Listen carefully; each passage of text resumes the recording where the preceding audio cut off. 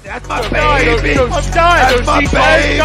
We're going at it at 110%. I just want 5 minutes of happiness, please. Just give me 5 minutes. And they scored! They did it! Left. What the hell was that? Oh, yeah! What the fuck are you talking about?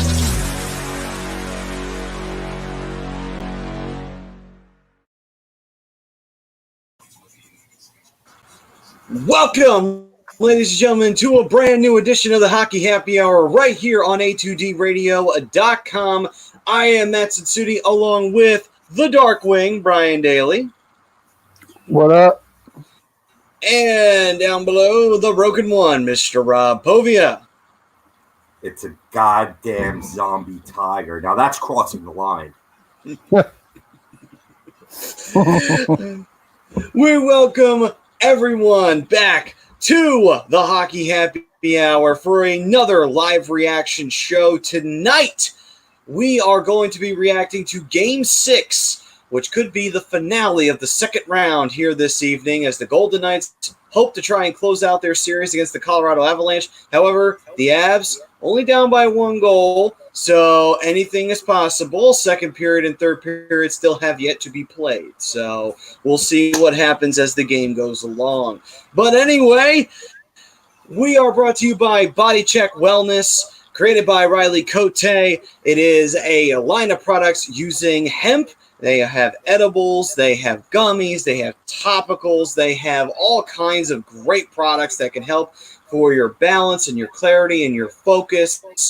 And you get 20% off if you use the A2D code that you see down there at the bottom. And when Riley Cote is on with us live on the Hockey Happy Hour, you get 40% off of THC-free product box, which is $140 worth of savings.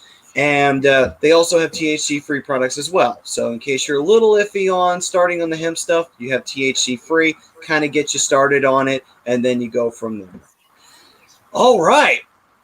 Gentlemen, here we are. Game 6. It's been a crazy first round. It was a fun second round. We may be seeing the end here tonight. What are you guys thinking right now? I'm thinking I'm screwed.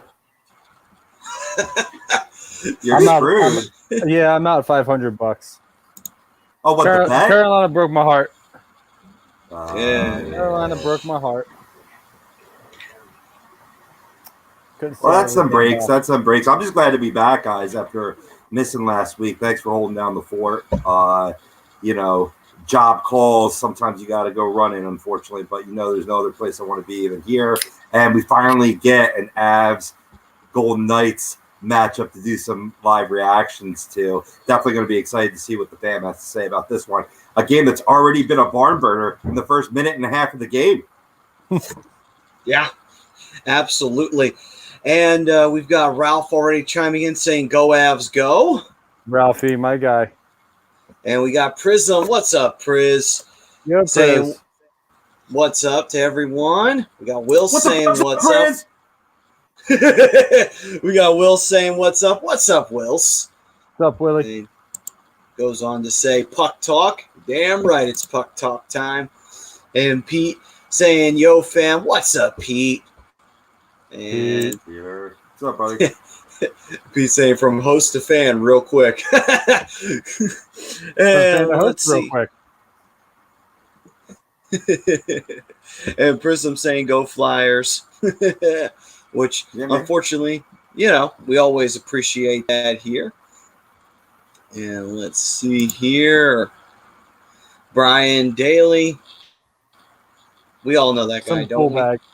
He's a tool. Yeah. We don't like him. We don't like him here. What's up, Jesse? Hey, Jesse. Say, what's up, guys? Let's go Vegas. Been rooting for them the whole playoffs. I've been too, only because I picked them to win the cup, so I don't want them to make I will me a say liar. this. I do like your chances to win me $100 if they can get to Montreal. Well, there you go. And Prism saying, welcome back to you, right? Pove. That's true. You walked away with something. $100 more than what you had. John, how we doing, bud? And John's saying agree to the poll, and I'll bring that up in just a quick second. And he's saying good evening, boys, from Northeast Pennsylvania. What's going on, John? So let's go bring up that poll question. There we are. Poll question right here. The Golden Knights will clinch tonight. Agree or disagree? That is the question to be answered. And let's see here. Jesse, me too. Bracket going strong with Vegas and Lightning still in it. That is true. And we've got Moira chiming in. Hey, Moira. What's up, Moira? It's been a while. Saying, let's fucking go, boys. I can't do NHL playoffs without the Flyers in it. Appreciate the commentary, though.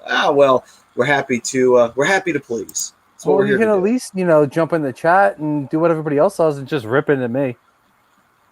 So, That's true. So, yeah. I totally relate to what she's saying, but there has been some great action to tune on, and it's stress-free hockey. You don't really care who wins. You just want to see good hockey, and that's what we've seen. So tune in a little bit. It's been every series so far. We've had a couple major upsets. True. We'll get into that because we'll do a recap of the second round as well. And got Jake chiming in. Strongly agree to the poll. Let's go Knights. So, gents, I want to ask you, what do you think? Do you think that tonight we see the Golden Knights move on to the semifinals, or do we see the Avs push a Game 7? It's all going to be determined by this period of play, I think. I think if the Avalanche can come out strong, get some better shot selections on net, I think Colorado can make a push. I think this is going to be a very important period. I mean, a lot of people say the last 20 minutes is the most important, but in the Game 6 where you're down 3-2 in the series, the second period becomes a very important period, and it's all going to be determined by how Colorado answers that first period. Yeah, it's a good breakdown. I mean, that's the second period often dictates it. It sets the table for the third. I mean, the script can always be flipped, as Vegas did last game, where Colorado went up 2-0 and they came back late in the third to tie that pupper up and then eventually win it in overtime. I wanted to disagree with the poll just to piss off Brian, but I'm going to agree. I think the Knights will clinch tonight. Fleury's just been playing out of this world and just, showing that tremendous bounce back ability. We saw last game where he let in that softie where it was an easy one to just paddle away, but he tried to get fancy and glove it across his body and it snuck through. But the veteran's been there, done that, had a shutdown game from then on out. That's what you need in the playoffs. I mean, Grubauer, he's been good. 14 goals in 5 games entering tonight in the series, but the Flower has been that much better. While both are vying for the Vezina, I think Fleury will be the difference maker tonight. And then when you saw Colorado go up 1-0 in this game, and then quickly Vegas answering and then coming back with the lead, I mean, the resiliency on this club, it's good. We've seen it in the Flyers, and now you're seeing it in Vegas. Colorado's getting power play. Yes, sir. Yeah. Deflected. Just delay. It's always deflected. It's never not deflected. Even if it's not deflected, it's deflected. I can see why they were thinking that. Bellemare got the stick in there, and he thought it deflected off that, but he actually could have gotten called with a slash there on the stick. It wasn't that violent, so it'd take a lot more to be right off the post there too. What a fine shot, but that clearly went out on its own. So Pietrangelo sits in the box for the the one thing that I've noticed that Vegas is doing pretty well right now is getting guys in the shooting lanes, and that's going to be huge, especially for this power play if they can keep that up. Yeah. We got Prism saying Montreal Blue Line going to lock the slots down and play ping pong with whoever forwards off the boards. No bias, though. I mean, depending on who they play, I mean, they'll hang with whoever they play right now with how they're playing. I mean, they're playing physical hockey. Like Pritchard said, the Blue Line's locking everything down. Carey Price has stolen 2 series, and the forwards, the gritty players are playing physical hockey. The scorers are doing what they need to do. They're creating opportunities. They're taking advantage of turnovers. They're doing what they need to do to win hockey games. They've upset 2 teams, and now they're in the semifinals or the conference finals, whatever you want to call it. I call it the conference finals. Force ahead. Semis. Can't call them conference, even though it's working. It's working out like that anyway, though, which is funny. You know how it works out like that. Mm-hmm. It's What's neat up, though Tim? because you get. Oh, yeah, we got Tim chiming in, and he is. Let me see here. As soon as I can get that comment to come up, there we go. And he's saying, "Hey, what's up, guys? How do you think it will take from the Flyers to win the Stanley Cup?" Which is a question that unfortunately seems never ending. But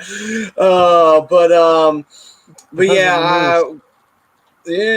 Looking at from the perspective of this year, though, in the playoffs, it is interesting, though, when you go into the semifinals that you could have an East versus West matchup, because it will be 1 through 4 in the seeding. So I would have to think whoever wins this series is probably getting Montreal. Oh, Colorado just got a goal. Woo. Yeah, nice shot there. With Islanders defeating the Bruins and moving on, it assured that they'll be playing Tampa Bay, right? I think isn't the Islanders Tampa Bay now in the semis? Yes. Yeah. So it's that's a given now. Yeah, that's a rematch from last year. This is the last one. This is the last game, last series we're waiting on. Big goal by Rantanen. That was a weird one. It deflected, and then it just wound up taking a weird shot. This is why you can never count out Colorado. Their quick transition. And that puck was deflected off of who's that, White Cloud?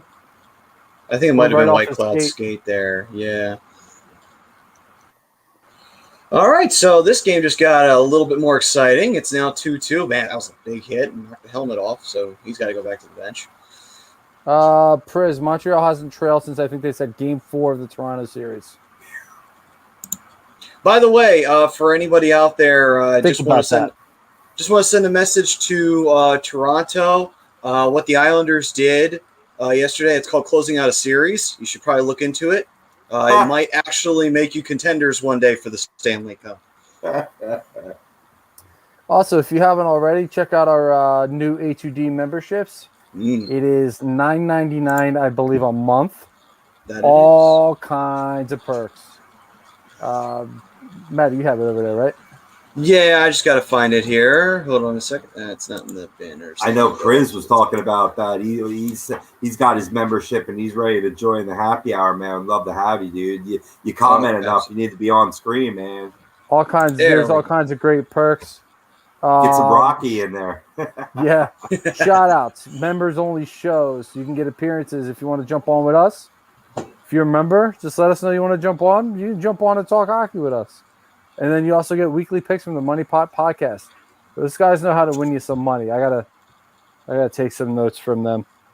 They can win money. I can't. So yeah, join. It's $9.99 a month to be an A2D member. All kinds of perks to go with it. Just another way to continue to support us here. See what we got going here from John. John says Flyers to win the cup. I mean, I agree with this. I agree with John here. Hart's got to get his head screwed on right. He's got to fix whatever messed him up last year, and gotta focus on veteran defensemen. I'm good with some of the guys that they have. That was a nasty hit. This is Ryan Reeves. And I'm hearing rumors that they're in on Seth Jones, which they should be. We were talking last week how I think that would be a great fit for the Philadelphia Flyers is bringing in a guy like him. Mm-hmm. And I'm not worried about G. G's fine. G needs to be on a line with a shooter. That's his biggest issue. And you gave him a shooter with Yager, and he had 103 points that year. Give the guy a shooter. You put him on a line with all passers. G's not a shooter. He's not going to score you 30, 40 goals a year. He'll get you 60, 70, 80 points a year. But, you got to give him a sniper. They had a good formula. They had a good formula with G, Couturier, and Farabee early in the year. If you recall, that was when Farabee was hot to begin the year because G was feeding them. Then they went away from it. So, yeah, I think you got a point there, Brian. Yeah, and I was just about to say that goes to my point. Farabee's showing that he can be a shooter. I mean, he's probably, again, he's not going to be a 35, 40 goal scorer, but, Joel Farabee could make a lot of noise. And if he's got that shoot first mentality with G feeding him passes, it's game over. It's game over. That line's going to be super productive. And like you said, Rob, they were very productive early on. TK to Toronto. I didn't see that one yet. Yeah, apparently he saw a rumor of TK to Toronto, which, with the way TK's been playing, it's been one of those things of it's like, all right, this guy is not – he's really struggling upstairs. And it almost kind of makes you wonder, like, does he need a change of scenery? Because it's just one of those things that you hear in the back. You see it, and it's like, why is this guy struggling? He shouldn't be. Like, something's off here. I mean, I'm going to give him a pass this year because through most of the season, he's having his first baby. So when you have the first one, your mind's going to be all over the place. You're going to be very unsettled. He gets a pass on this season, but if his numbers and his production stays the same, I can't give him another pass. I would rather see Nolan Patrick get traded than TK, but I mean, what are you going to do? I mean, I'm not making excuses for the guy, but I mean, I've seen it enough that, first-time parents, no matter what you're doing, that tends to be, the only thing as your priority on your mind. Especially in a COVID era, Brian. I mean, you know what I mean? Like, you have those extra concerns, let alone the day-to-day. We saw how that got into Hart's head. I'm still sticking by it. People can blast me all they want like they do on Twitter, but I'm holding off. I'm zero judgments from this year, man. You got to give him one more year. And then, like, I agree with you. If you continue to get inconsistent production, then it's time for a change. No, absolutely. And like I said, I'm not making excuses for Konechny. I've just seen it firsthand where people are distracted because, they're worried about their child. They're worried about the mom. They're worried about doctor visits, all this other stuff. Right.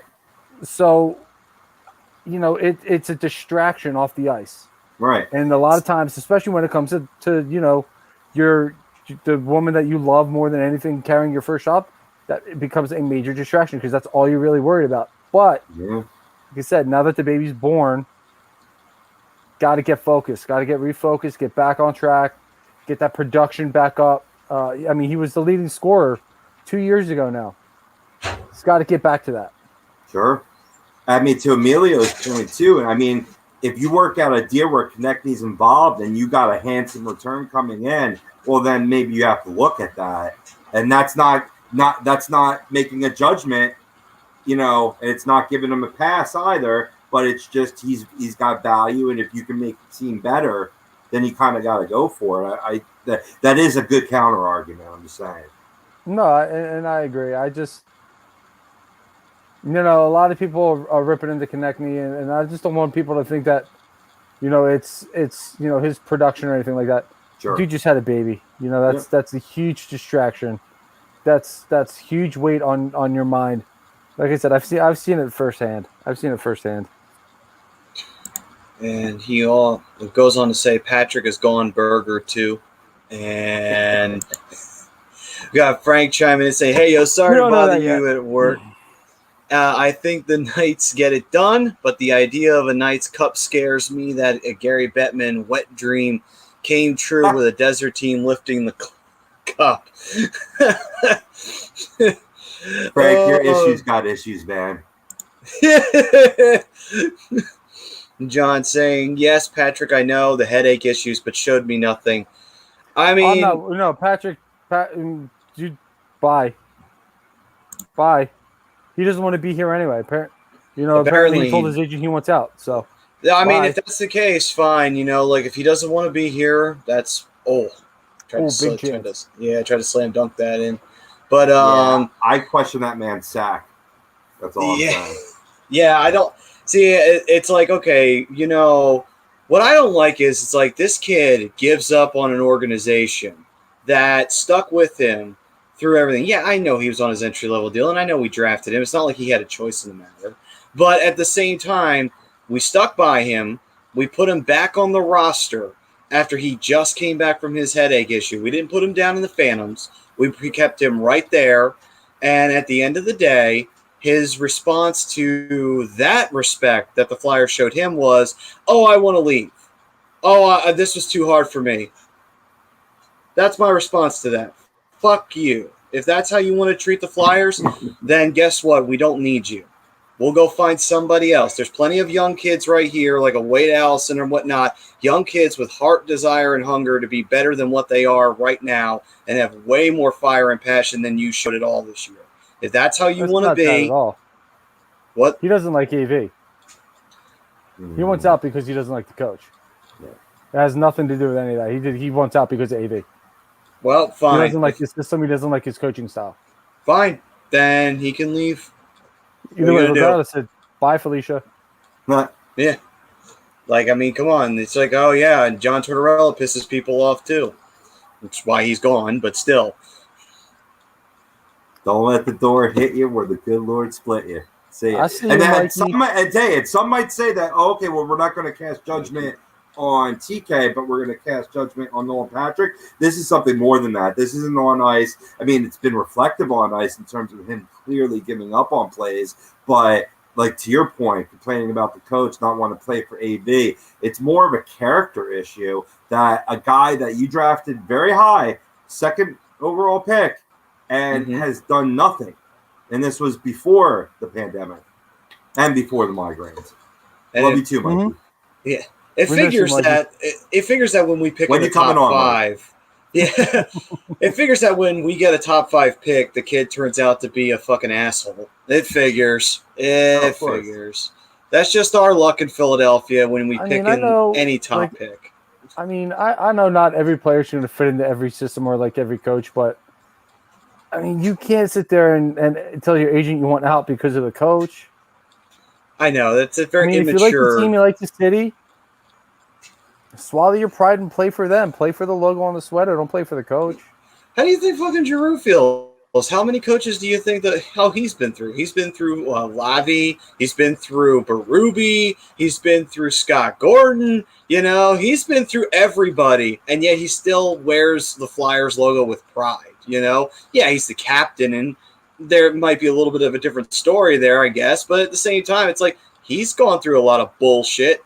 If anybody has a right to speak out how pissed off he is at the team, it's Giroux at this point. And you know what? He doesn't do that. Just saying. No, it's not his style. But still, though, at the end of the day, if he's frustrated or not, it's not like he's gone off even in the locker room, it's not like anybody's been talking about how he's been shooting on anyone or what have you. You know what I mean? Or shooting on the team in private, you know? Yeah, Benny, we answered your question, brother. Yeah, G's had more head coaches than Sandy Kaminsky's had ex-wives. Oh, damn. You went there. All those Kaminsky method fans. I mean, let's be real. I mean, most players go through more coaches than most people have had ex-wives, so. True. But let's see here. Ted FX. Hey, Ted. Haven't seen him in a minute. What's up, Ted? What's up, Teddy? You guys think JVR or Jake gets taken by Seattle? Jake. Still thinking Goss to spare at this point. I don't know if they. I get it. To me, it just depends on where they're picking. Honestly, you know, like if they're picking high enough, then probably JVR. If it's a little bit later, they'll be picking Goss to spare. Actually, I don't know. I don't think they take Goss to spare. And I think Goss to spare showed a little something last year that he didn't show in the last year. I think he's finally starting to get healthy and starting to really get back to the game that he was playing. Towards the end of the year, I thought, I mean, yeah, he made mistakes here and there, but what player doesn't? But I thought for the most part he was fine. Especially towards the end of the year. I thought he played better towards the end of the year. So he may have just saved his ass. You think he gets protected? I don't necessarily think he gets protected, but I think they try to get Seattle to try to sway Seattle to take somebody else. They could sway him. Okay, I got it. Yeah, because I'm going to say if he's playing well, then that would allure Seattle more, especially an expansion team. Yes, you need to build up a salary capital, but you're also building for the future. And if you're talking these three players, well, Ghost is the youngest. Mm-hmm. Mm. Yeah, I mean, like I said, Jake Voracek is alluring if you can get the right sniper to put on his line. Yeah, he gives up the puck a lot, but he has great vision when he's not turning the puck over. I mean, he was a former 50-60 assist guy here. He's had 80-point seasons here, leading with assists. So we know he's good with the puck. He can dish. If you give him a shooter, he'll be fine. I think Seattle could take a good shooter and wind up taking him and have a decent first line production with Jake and whoever that may be. And Ted was Plus, saying you Oscar about that cap too. Ted was also saying Oscar comes back from beating cancer. This jerk off bails on us. Obviously referencing Nolan Patrick there. Emilio saying and gave him a 1 and 2 line minutes and first team power play minutes all season, and he checked like Mama Cass. Oh wow, he choked like Mama Cass on a ham sandwich. Damn, fabulous comment. Damn. Boy, now if anybody didn't get that, music history is going to help you look that up. Anyway, big hit by Tuck. Yeah, he got blasted. There's been some nasty hits in this. Yeah, it definitely. This series has been that way. I mean, and you figured it would be. You know, two teams that are very talented. The only game that's been a blowout was the first game because that was just a bad game for Vegas altogether. Everything else has been very, very close. It's been very intense in all the other games. That was a big hit on Nate Dogg, too.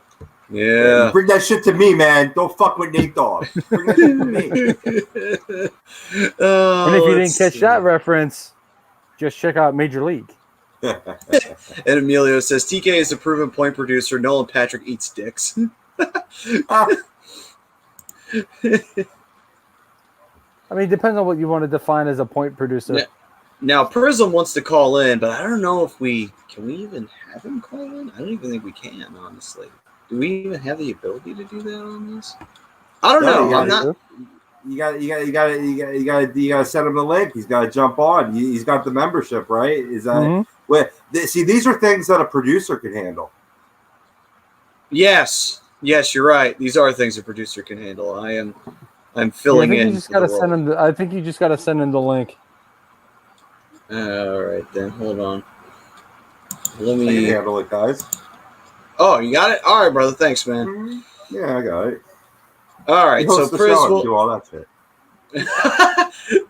So Priz will be. So Priz, don't worry, man. We got you. Islanders have what, DB, in the Stanley Cup final? He was saying, "Oh yeah, Islanders and Habs confirmed." Well, it's not second round, so I guess Stanley Cup final, which would be interesting. But DB also saying Ghost gone, in my opinion. Benny's Nation saying Jake looks to pass more than he should. Too many opportunities to shoot the puck. That's Jake's game, unfortunately. He likes to pass the puck more than he likes to shoot it. That's what he does. Although FX, I think it's on NBCSN or NBC. Yeah, NBCSN. Ted saying, is there a 1-800 number you can call? There's a few of them, but I can't give those numbers out on the air. It's like 99 cents a minute, and it's like $2 after that. Oh, there we go. We got Prism right here. What's up, Priz? What's up, Maddie? What's up, Darkwing? Yo, Where's Priz? Poe? He's there. Poe's He's hiding behind that Penguins dead logo. Oh, yeah. I had to rep the captain before he comes back. But other than that, I got the hockey happy hour. Even though it's so for the. There you go. Always repping. Nice. Yeah, man. So, yeah, it's been a crazy freaking playoffs right now. We got a 2-2 hockey game going on in the second period. We've been talking about the Force of Flyers and everything like that. You know, I got to ask you, man, like out of everything you've seen this year from the Flyers, what do you think was their ultimate issue, in your opinion? From the Flyers, Yeah.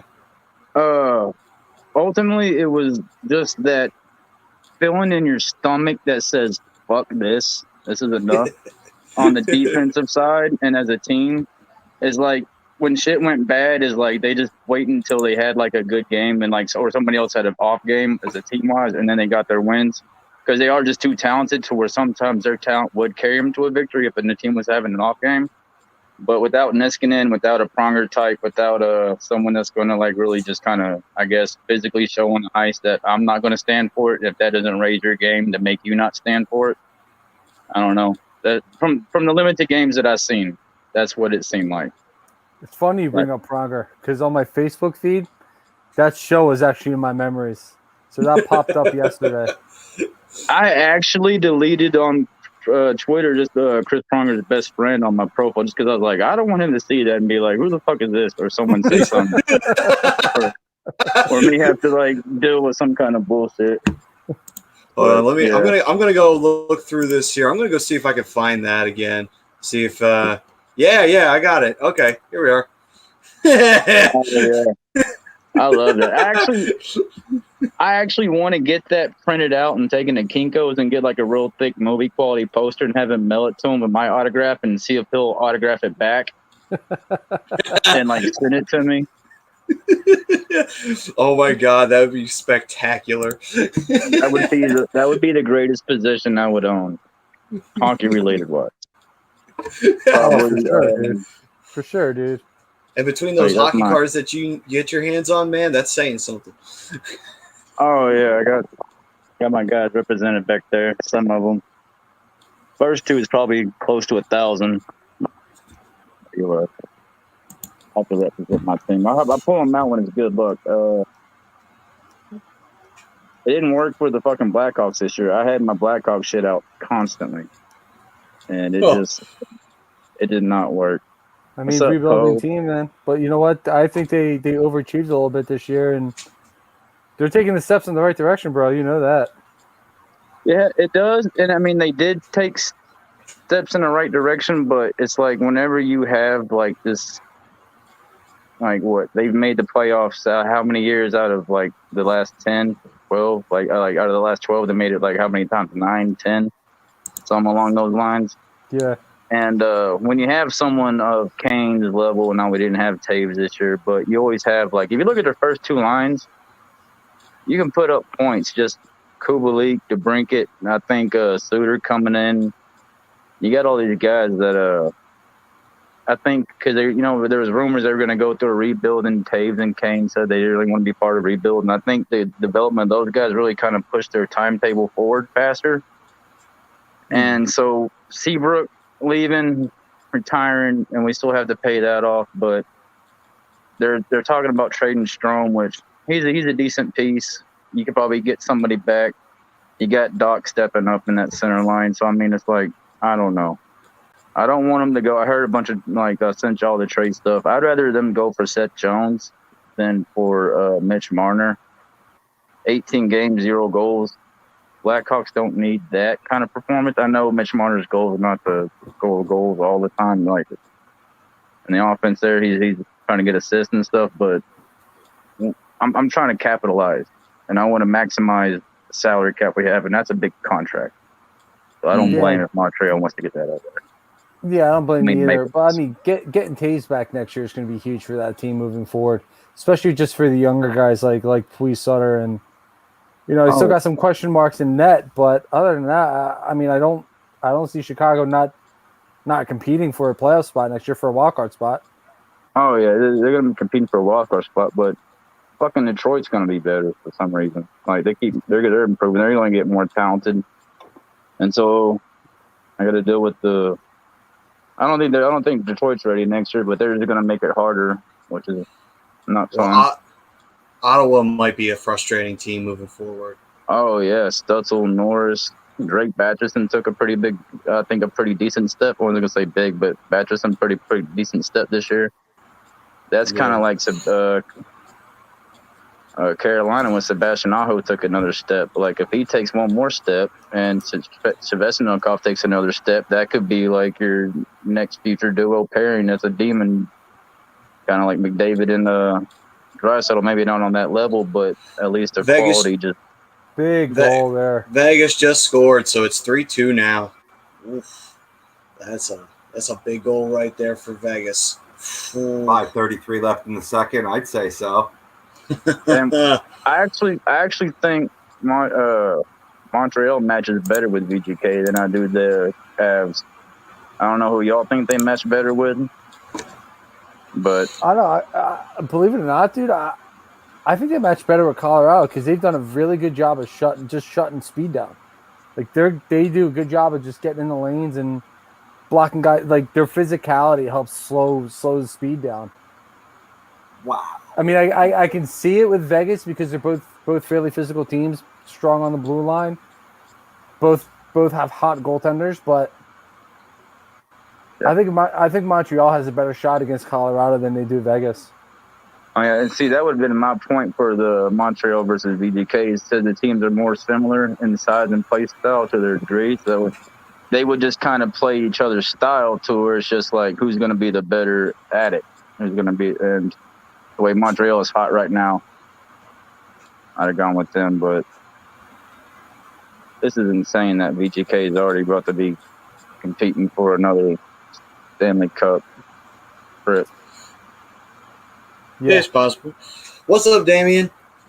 Down in Australia. Our brother from down under. And let's see here. And say Ted saying when you got two generational players, you should never be in rebuild mode. Which I'm going to assume he's talking about the Blackhawks. And Exactly. And Lankinen is not bad. The goaltender, he's not bad.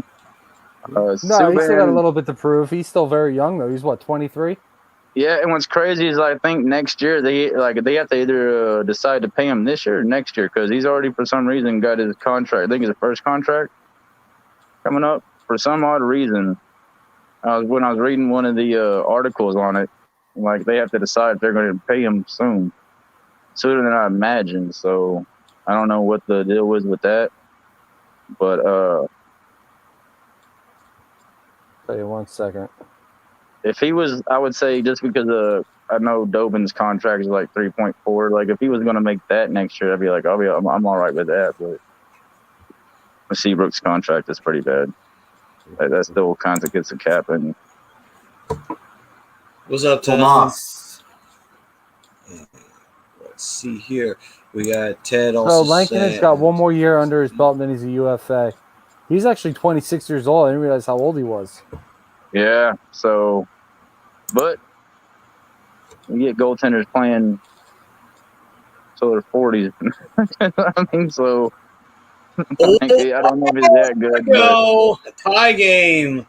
Ooh, what a shot! Ooh. Always Let when me I ask y'all look this: away. Do y'all think if they would have kept Corey, that they would have made the playoffs, or they would have been better? What, than Crawford? What they had yeah. He does bring that veteran experience and leadership. So, I mean, you do miss that a little bit. But I just feel I've never been a big Corey Crawford fan, but I feel that he's certainly on the decline.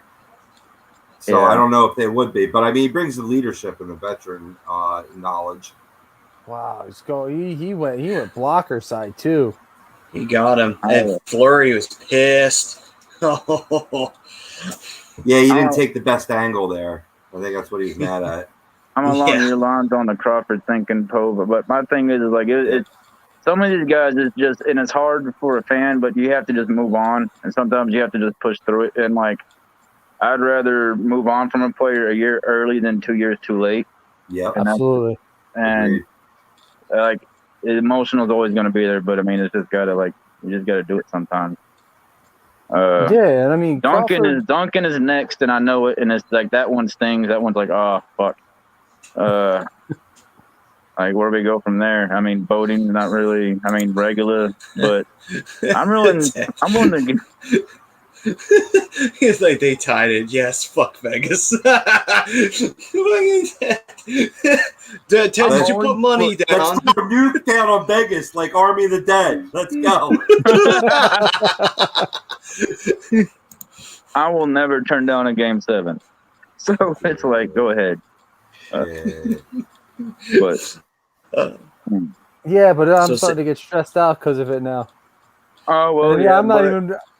I You got got- $100 right on the series on the game, but whatever. Oh, okay, well, never mind. Well, yeah, let's go ahead and let's get it done lock with. it up. Let's lock it down now. I'm getting stressed out Yeah. already. I Lock it down. want Vegas to win just because like I picked them. Like I can't. I don't want to be. I got it right last year with Tampa winning. I don't want to get it. I want to get it right 2 years in a row. I want to keep this streak going. Well, like I know a lot of Senator fans too, and they were all saying that they thought Montreal was going to get swept by Winnipeg, and I even have my Montreal jersey, but it got stains. I didn't take it to cleaners, but posted a picture of that saying Montreal is going to get in game 1 because of the tired factor, and how or not tired, but how I told Brian that Montreal was fresh and playing game 7, and but I said the Jets would win 2 games. We would go up 2-1 in the first 3 games. Yet after that Evans hit, I was like, never mind. Yep. Like that's over. Yeah. That series over. Like I had to change. Like there's no like I didn't want to, but like fuck, some shit's outside of my control. Like attempted murder is one of them. I'm like, all right, well. What, you don't you can't sway the hockey gods a little bit here and there. There's just, no rewind on that one. Yeah, there's no replay on that one. Let's see. Ted's saying I got no money on this. I just hate Vegas, non-sports town in it. I see. So it's the Vegas. Turning hate into a there. sports town. They got a football team, and they're probably going to get a baseball team next. DB, I guess we must be pretty decently far behind if you're asking that question. I mean, DB is out in LA, so I mean, he's probably got a little bit more time ahead of us. Depending on the cable service, and we're streaming, True. so we're not exactly in line with it. So, I mean, you let us know when your period ends, and then we'll see how far behind we are. Yeah, we'll see. We'll see on that one. Why do some teams have 2, like New Orleans, right? They got 2 teams, but they ain't got a baseball team. Why not just give them a baseball team? I don't know. If they already got 2, why not just finish it out? I don't know, but I know Oakland's looking to leave Oakland for. I think they're losing the lease on the stadium. Oh, wow. That one almost came back a bit flurry. You need a lot of money for a baseball organization. You need a lot of money per baseball organization, more so because MLB is just money grubbing whores. And let's call it like it is. And then also to weather. I mean, it doesn't affect Vegas, so you think that would be prime. I mean, maybe the heat during the summer could get a little unbearable, but then you just have a dome, a retractable roof, or whatever you call that. I mean, they have it out in Arizona for the Diamondbacks. Same difference. But in other cities that especially like northern cities, that's when you see a lot of teams that'll have like basketball and football, but no baseball. Oh, well, yeah. Brodo, yes, this is a graduation photo of me back here. When there it is. Oh, there it is. Vegas just tied and I took the lead again. Woo. What a barn burner! But Petrangelo. Wait, are we sure this isn't Game 7 already? Yeah, it feels like it. It's only Game 6, but it sure as shit feels like it. 17.2 left in the second, and you notch a goal. That made that 5:33 goal look like Yeah. Right. Y'all think if there was a Avs Montreal series that there'd be an objection to Patrick Wall dropping the puck 7 times for the ceremonial puck if it came to it? You'd have to. You'd have no choice. Like, you gotta do it. Or at least 4 times because you got 4 cups, so you gotta drop it at least 4. Oh, yeah. I got both you bitches too, so. But he's got to do 2. But he has to do 2 in Montreal, and he's got to do the other 2 in Colorado because that evens it out. Yeah. Yeah, and that's what he did in real life. So go ahead. Yeah. Vegas is back in their lucky stars that they signed Pietrangelo. He's having the game of his life tonight.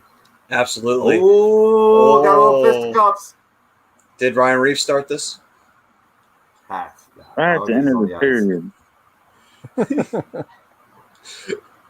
Ron Regis jersey. All right. Where did he go? Where did he go? Oh yeah. All right. Hold on. So let's. Before I go. We getting him? There he Oh, is. we got Rocky. Yo. There he is. Yeah. Yeah. There he is. For those just tuning in, not in the know, my man here nursed this squirrel from what? Near death, right, man? Yeah. My daughter picked him up on a stroller. We were walking, and she goes, "Daddy, look." And I said, "What?" And she picks this bit up and looks at it, and it's like half buzz is coming in. At first, I didn't know what it was. I was getting ready to chunk it across the field, just out of fear of what it might have if it bit her or something like that. But then it looked like kind of like a squirrel, so we took it back and looked up what it needed, went down to the store, picked up what it has, and we tried to let him go 3 times, but he just runs up your leg and right back to your shoulder. So that's So pretty much domesticated, like that, huh? man. Wow. that's pretty much where he chills.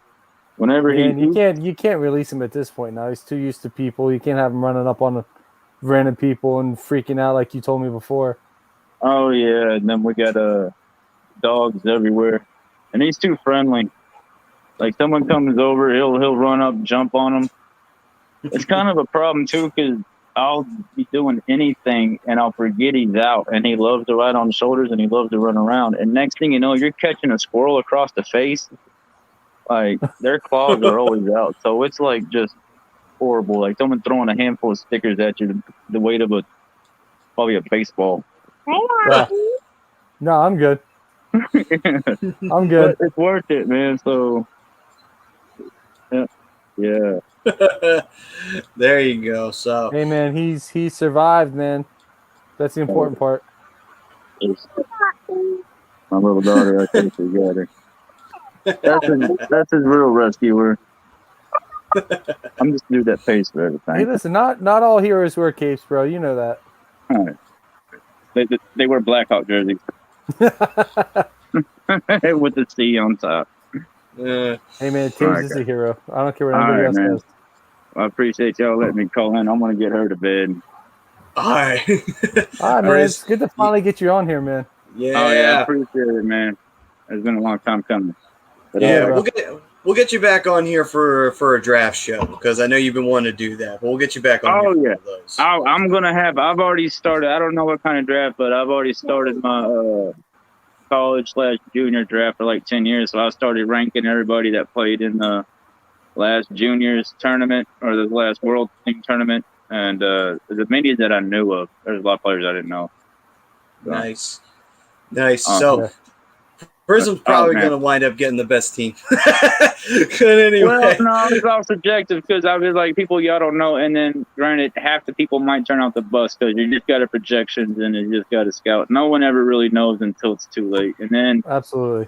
there's players who get buried, like Carter Verhaeghe. He got buried. He got drafted by the fucking Maple Leafs. They're forward deep. He got traded to the Tampa Bay forward deep. Gets played on Carolina. He takes a 2-year, $1 million contract a year apiece. Balls. If you're talented and buried and you ain't got no way out and you're stuck in a deep system, you can't play, then you can't do nothing. But It's true. Yeah, man. Absolutely. all right. Well, all right. Love the channel. Love the show, guys. All right. Later. All right, Pris. Love you too, Pris. All great Take it things easy. come from Texas, man. Yeah, man. All right. So, and by the way, folks, Rob put it in the comments. If you want to eventually find yourself on an episode of the Hockey Happy Hour or other shows that we have on here, and we have plenty of them, you guys got your opinions, you want to share them with us live on the air, you can do that if you become a member. And you can get that by $9.99, and that's a membership opportunity for you. And if you do that, you get shout outs and you can join us live for things like Prism just did right there. So there you man. go. I mean, you can come in and talk with us for about 5 to 10 minutes like Pris did, or you can come in and do a 2-minute rant. Yep, absolutely. Now let's see here. Ted, let's catch up on some of these comments while we're here. Ted saying Florida has a shitload of sports teams. 2 doesn't mean they're a sports town. So, I mean, I don't know. How do you guys feel about Tampa and the Miami area? And I believe that sums it up, right? Oh, Jacksonville, too, because Jacksonville has the Jaguars. But anyway, I don't know. How do you guys feel about that? I think Florida. I mean, maybe not so much for hockey, the point of order here on the show, but I mean, baseball they draw well, football very well. I mean, talk about the Dolphins, the Jaguars, so I would consider it a sports. Yeah, absolutely. Yeah, I mean, depends on the sport, man. I mean, baseball's kind of struggling in Tampa. I mean, hockey's, it's kind of flourishing right now because it's a hockey town, and they're defending Stanley Cup champs, looking to get back there this year. Jacksonville's just Jacksonville, but they still draw well because it's football. And kind of like, I mean, Miami's kind of a waste. Like, I agree with Benny. It is a shit sports town. People don't go to Miami for sports. They go to Miami to party. And he just so happened to, I need something to do before the strip lights up. Let's go to a Dolphins game. Let's go to, I mean, they're not going to go to the Panthers because they're in Sunrise, but let's go to a Marlins game, Stuff to do before the party starts. But, I mean, I don't think Miami's really a sports town. Yeah, I could agree with Miami there. I mean, I was referring to the Dolphins, but yeah, that's just coming out for the tailgate. You know what I mean? And then we'll go in for the game. But so I'll agree with that. I disagree with Tampa though. I think Tampa is phenomenal for baseball. They always draw really well crowds. But Miami, I definitely agree with you there. All right. I will say this though. Babies, what we do. I give the Marlins credit. They got rid of whatever the fuck that thing was in center field for a long time. Like, you guys know what I'm talking about. That ugly ass, whatever the sculpture fucking Homer thing was. statue. Yeah. I was like, what the fuck is that thing? I don't think anybody else knew what the hell it was, honestly. That thing was awesome. It lit up like crazy when the home run was hit. But apparently it was funny as hell because either John Kruk or somebody on the Phillies was saying that he had said, like, man, I don't know what the hell that thing is in center field. That thing's ugly. And apparently the guy who was in the elevator with him was the sculptor. So I think John Kruk said that on the Phillies broadcast. That definitely sounds like a John Kruk thing. Oh, man. And Benny said, you mean the one fan in center field? In Miami? Oh, that's funny. Oh, so let's see. DB was saying LA pretty much has two teams per each sport, which is true. I mean, since the Angels moved there, they became the Los Angeles Angels of Anaheim, which when I first heard that, I was like, how the fuck does that work? But, I mean, Anaheim is a suburb of LA. Yeah. I don't know. It was just funny to me. I just thought, like, really? I mean, it's kind of like the Giants and the Jets being a New York team, but they play in New Jersey. Yeah, I guess so. Yeah, that makes sense. Yeah, I got you. Let's see here. Jesse saying the rude awakening the Canadians will have after playing that trash division to the Avs from Vegas will be like, damn. I don't know, Jesse. I think they could. I think they'll hang with those two teams, man. They're playing very, very well in almost all aspects of the game. I mean, they're gonna get a little bit of reality slammed on their face, but I think they'll hang around for a little bit. I think the first game is going to be kind of rough, but they'll figure out a way to make it a series. I think that series winds up going 7 no matter who they play, believe it or not. Rolling 4 lines deep, getting character performances from like Joel Armenia, like it's been phenomenal. Like, yeah, I think they can hang, but I think it's going to be definitely a step up in competition. Oh, for sure. They're going to get a slap in the face in game 1. Yeah. Let's see here. DB saying the Rays play in a stadium that is 45 minutes outside of Tampa. The Tropicana is like a circus fair. They have a dunk tank and rock climbing exhibit. That is true. They play in St. Petersburg because you can't really have a stadium in Tampa the way if you've ever been to Tampa Bay. It's just doesn't work with the city being right on the water there or what have you. But so they're a little fraudulent in that regard. But I think that might do them well for more of an attendance. But I mean, Yeah, I mean, you got a point there. I mean, they could have things outside the stadium for entertainment purposes. I think a lot of stadiums do that, though. No.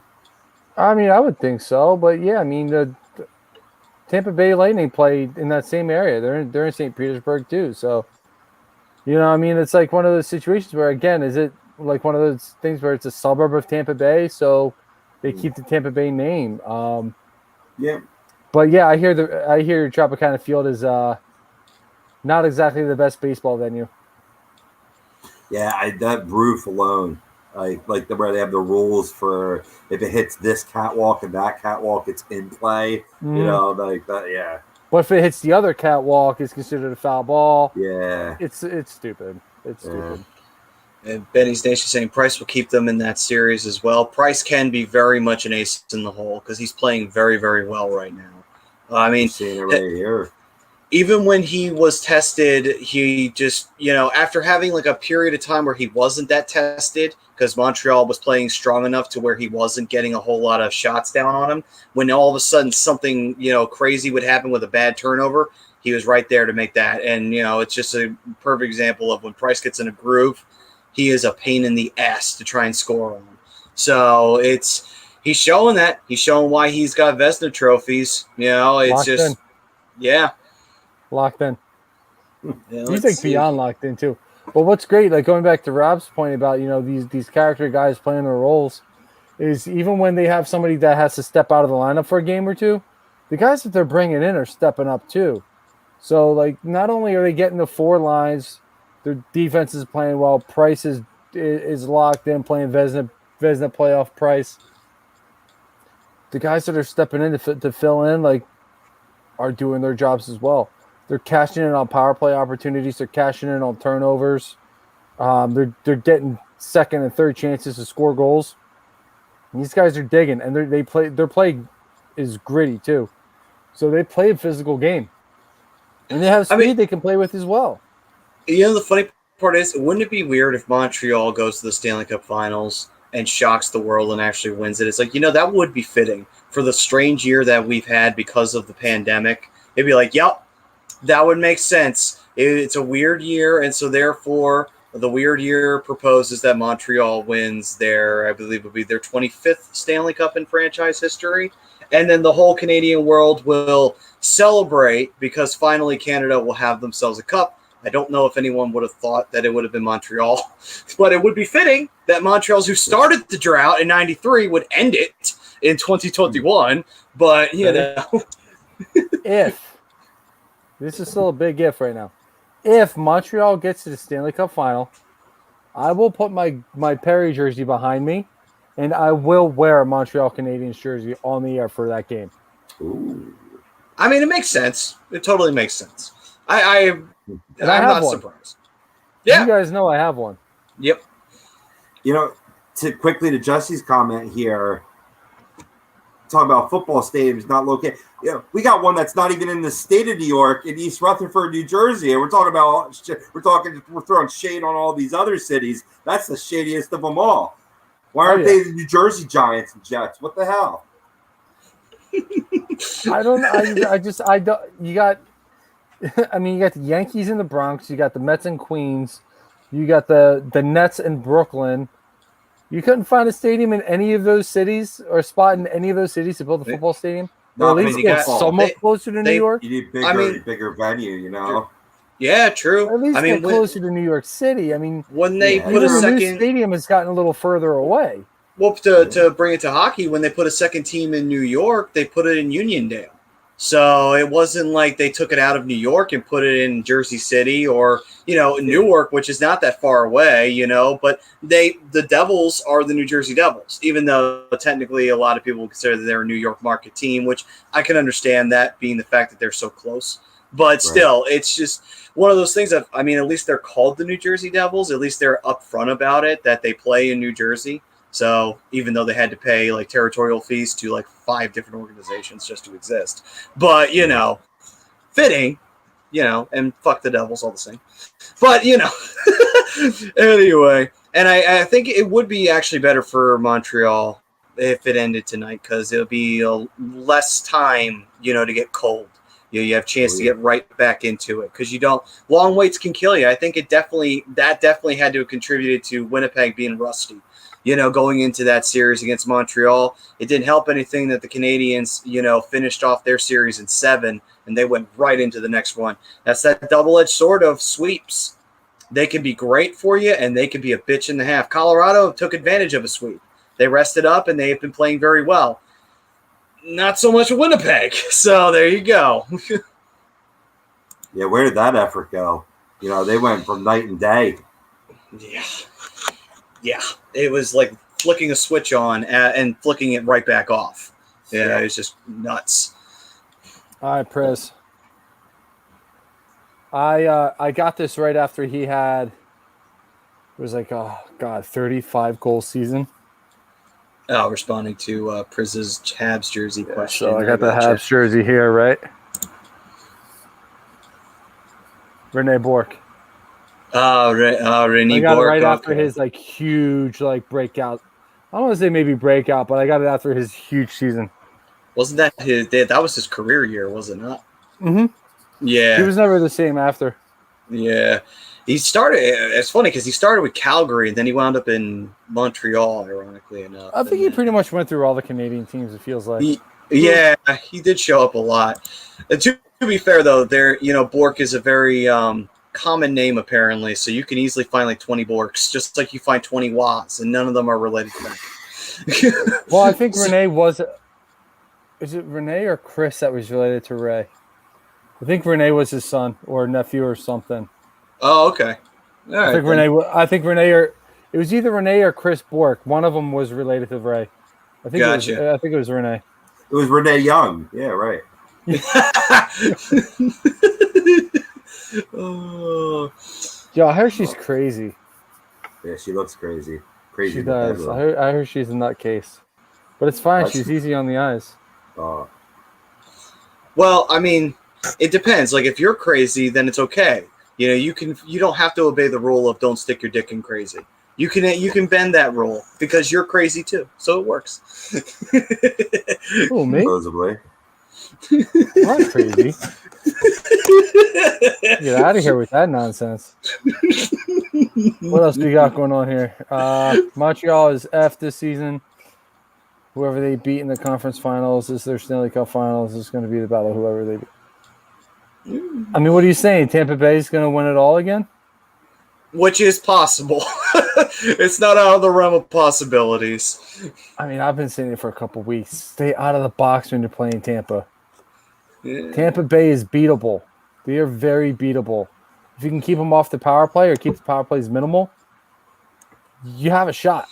Which, to be fair, though, the way Montreal plays, I could see that becoming an issue because Montreal does like to throw the body around. So it could be where they could get into some penalty trouble. That could be a problem for them if they face Tampa. Let's see here. And Benny's Nation, what was the stat? The Habs won more series in this year's playoffs than the Leafs have in the past 17 years. Wow. So even after all these years, the more things change, the more they stay the same. Montreal here, Toronto here. It doesn't change. Anyway. What else we got here? DB saying Long Island Islanders would be appropriate. Yeah, because they do play off of Long Island. They do. I think the new. I don't even think their new arena is going to be anywhere near the city. It's off of some park. It would make sense though for that because the Islanders, the Islanders played in an area that wasn't too far from the city, but I mean they did play in Brooklyn for that period of time. That was a brilliant fucking decision. But, Charles Wong aside. Yeah. He started with the Blackhawks. Oh, okay. I forgot, actually, that he started with the Blackhawks. Yeah, it's going to be Belmont Park. Okay. Interesting. Which isn't in the city. That's, I actually don't know where that is in New York. I want to say that's like an hour out of the city, something along those lines. I'm not sure. I'm going to look it up. The DB saying Boston is basically a glorified college town on a port. I've been there, though. It's a fun city. Is that why Dropkick Murphys are so famous? Because it's a college town? I don't know. Maybe that has something to do with it. You leave the Dropkick Murphys alone. Hey, I've got nothing but respect for the Dropkick Murphys. I have some of their albums. They're a really good band. They are. You better knock it off. I will say this too. While I hate the Boston Bruins, what? Oh, it is in the okay. Well, I will say this though. Elmont, New York. It's just outside of Queens. Oh, wow, good save there by Grubauer. But yeah, I will say this though. I may hate the Boston Bruins with a furious passion, but they have the best song for them in victory, and that is "Shipping Up to Boston." It's called what it is. That's a great song for hockey, and at the same time, it's tailor-made for the Bruins. That's just a simple. I've seen them live once. Fuck Boston. They were amazing. Fuck that song and fuck you. Who, me? You say Dropkick, but no, that's an inside joke with nobody on camera getting that. But I took a trip to Boston and we all pissed in the harbor, yelling out "fuck Boston." That's just the sum of it. So you had your own. You had your own Boston Tea Party. Right. It is a beautiful, fun city, though. It is a beautiful, fun city. Oh, it is. Oh, I've always had a blast in Boston. Don't get me wrong. But that, given that we were wicked wasted, to use the local vernacular, and this one guy came up to us, as we were wrapping up our relieving session, and he's like, "What are you boys doing over there?" And my boy goes, "Fuck Boston, fuck your team, and fuck you." So I was quoting him. Oh my god, that is great. So that became our war cry for that trip. Fuck Boston. Yeah, Jesse, no more Nassau for the Islanders. They'll be in the new home, the UBS Arena, starting October. And then he also goes on to say, Boston is right on the sea, but you can't smell salt. It's weird. Yeah. That's an interesting observation. You can smell fish, though, especially at the pubs. Oh, that's a crack at the girls in Boston. No one. Oh. Yeah. Well, then this is awkward. Okay, so bringing this back to the Flyers, Ted FX saying, how long until Connor McDavid has enough and demands a trade to the Flyers? I don't think Connor McDavid would want to ever come to Philadelphia. I don't think he'd like it here. It's going to be a while. He's too much of a posh boy. I don't think he'd like Philadelphia whatsoever. Anyway. I think he just wants an opportunity to win, and he's not going to get it in Edmonton, especially with the setup they have right now. Flyers couldn't afford him anyway. He's got like $13 million on the cap. Yeah, on the flat cap, and on top of it, even if it wasn't a flat cap, you'd be like, what the fuck? We'd have to have that with the competing on Hayes' contract? Fuck there's situation. No move that the Flyers could make right now that would be able to free up the cap space to bring in a Connor McDavid.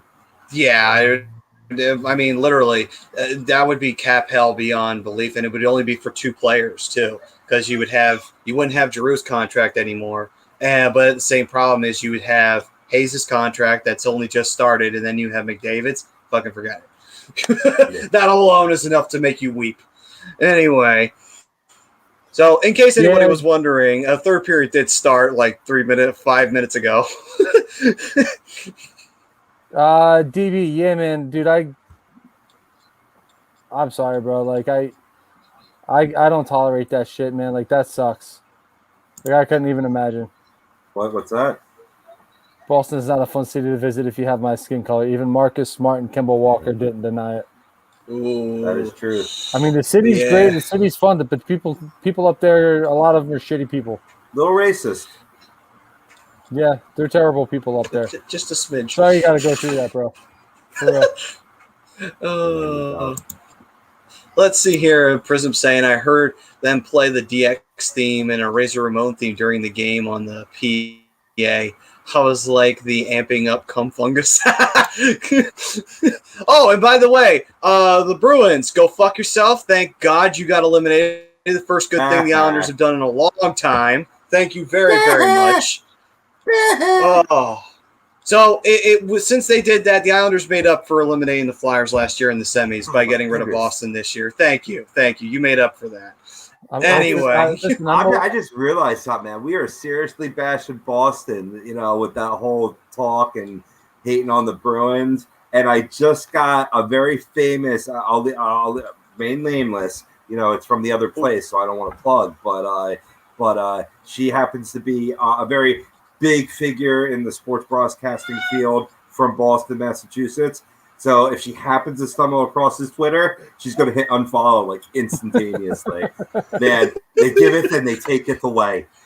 Mud on. I should have thought about that. But you know what? I got to speak my mind. It's real talk. Fuck that. Yeah, like Jesse said, fuck Boston. I don't agree with that. I love Boston. I love the city. I hate the teams, but I love the city.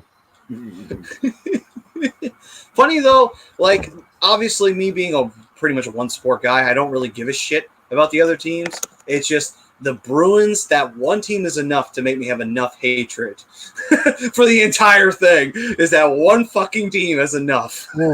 Sure. Fleury. Well, he had to reach out and make a save there. He's actually laughing about it. Ted, that sounds painful. I'm not going to sit here and lie. It says that song's terrible. Most overplayed song they can take their bagpipes and shove them up their pee holes. Oh my god, that's great. Bringing it back to the beginning of the show, we're seeing it come to fruition here. If the Vegas Golden Knights go on to win this game, it's Fleury keeping them in, keeping the lead. 4-3 tight game. Honestly, he has a real good shot at if they go on deep and win the cup in terms of winning that Conn Smythe the way he's playing so far. Yeah. Oh, by the way, with Price actually getting that shutout, not in the game that they eliminated Winnipeg in, but they got that shutout against Winnipeg. Fleury's actually not Fleury. Price is actually pretty close to moving up past, I believe, Jacques Plante for playoff shutouts. I believe that's what it was. So good for him on franchise history. I believe, yeah, franchise history. So good for him if he's able to accomplish that feat. But no, for sure. I mean, we know that. I mean, we know what Carey Price is. We know. I mean, not that any of us got to watch him play, but we've seen through highlights and documentaries how good Dryden was, and to see Price get to that point where he's starting to break his records, it's huge. It goes to show you how legendary Carey Price actually is. Oh, Prism said it was his 8th, so good for him. So whose cat's meowing? I don't have a cat, so it's not mine. Let's see, DB. This has now become the fuck Boston show. so much hate on the city that I love. I mean, to be fair, I think the whole A2D has a lot of hatred for it because I mean, think about it. The Patriots, it's pretty easy knowing that hatred's definitely pure. Oh wow! I got a chance for Colorado. Oh my god! And a second chance there. Woo.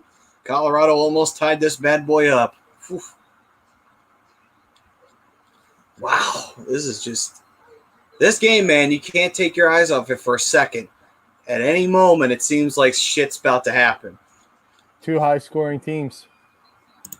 2 teams that know how to play this game hard. True. Are Montreal just the next victim of whoever wins that series walking into a buzzsaw? And no. I don't know. I don't think so. I think it'll be competitive because I think Montreal.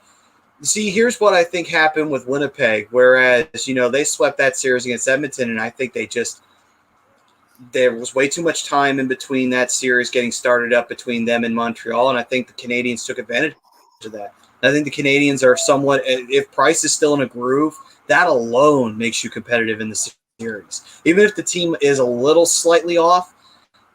If Price is still in a groove, you could still win some games and have time to fix anything that you're off on in that series.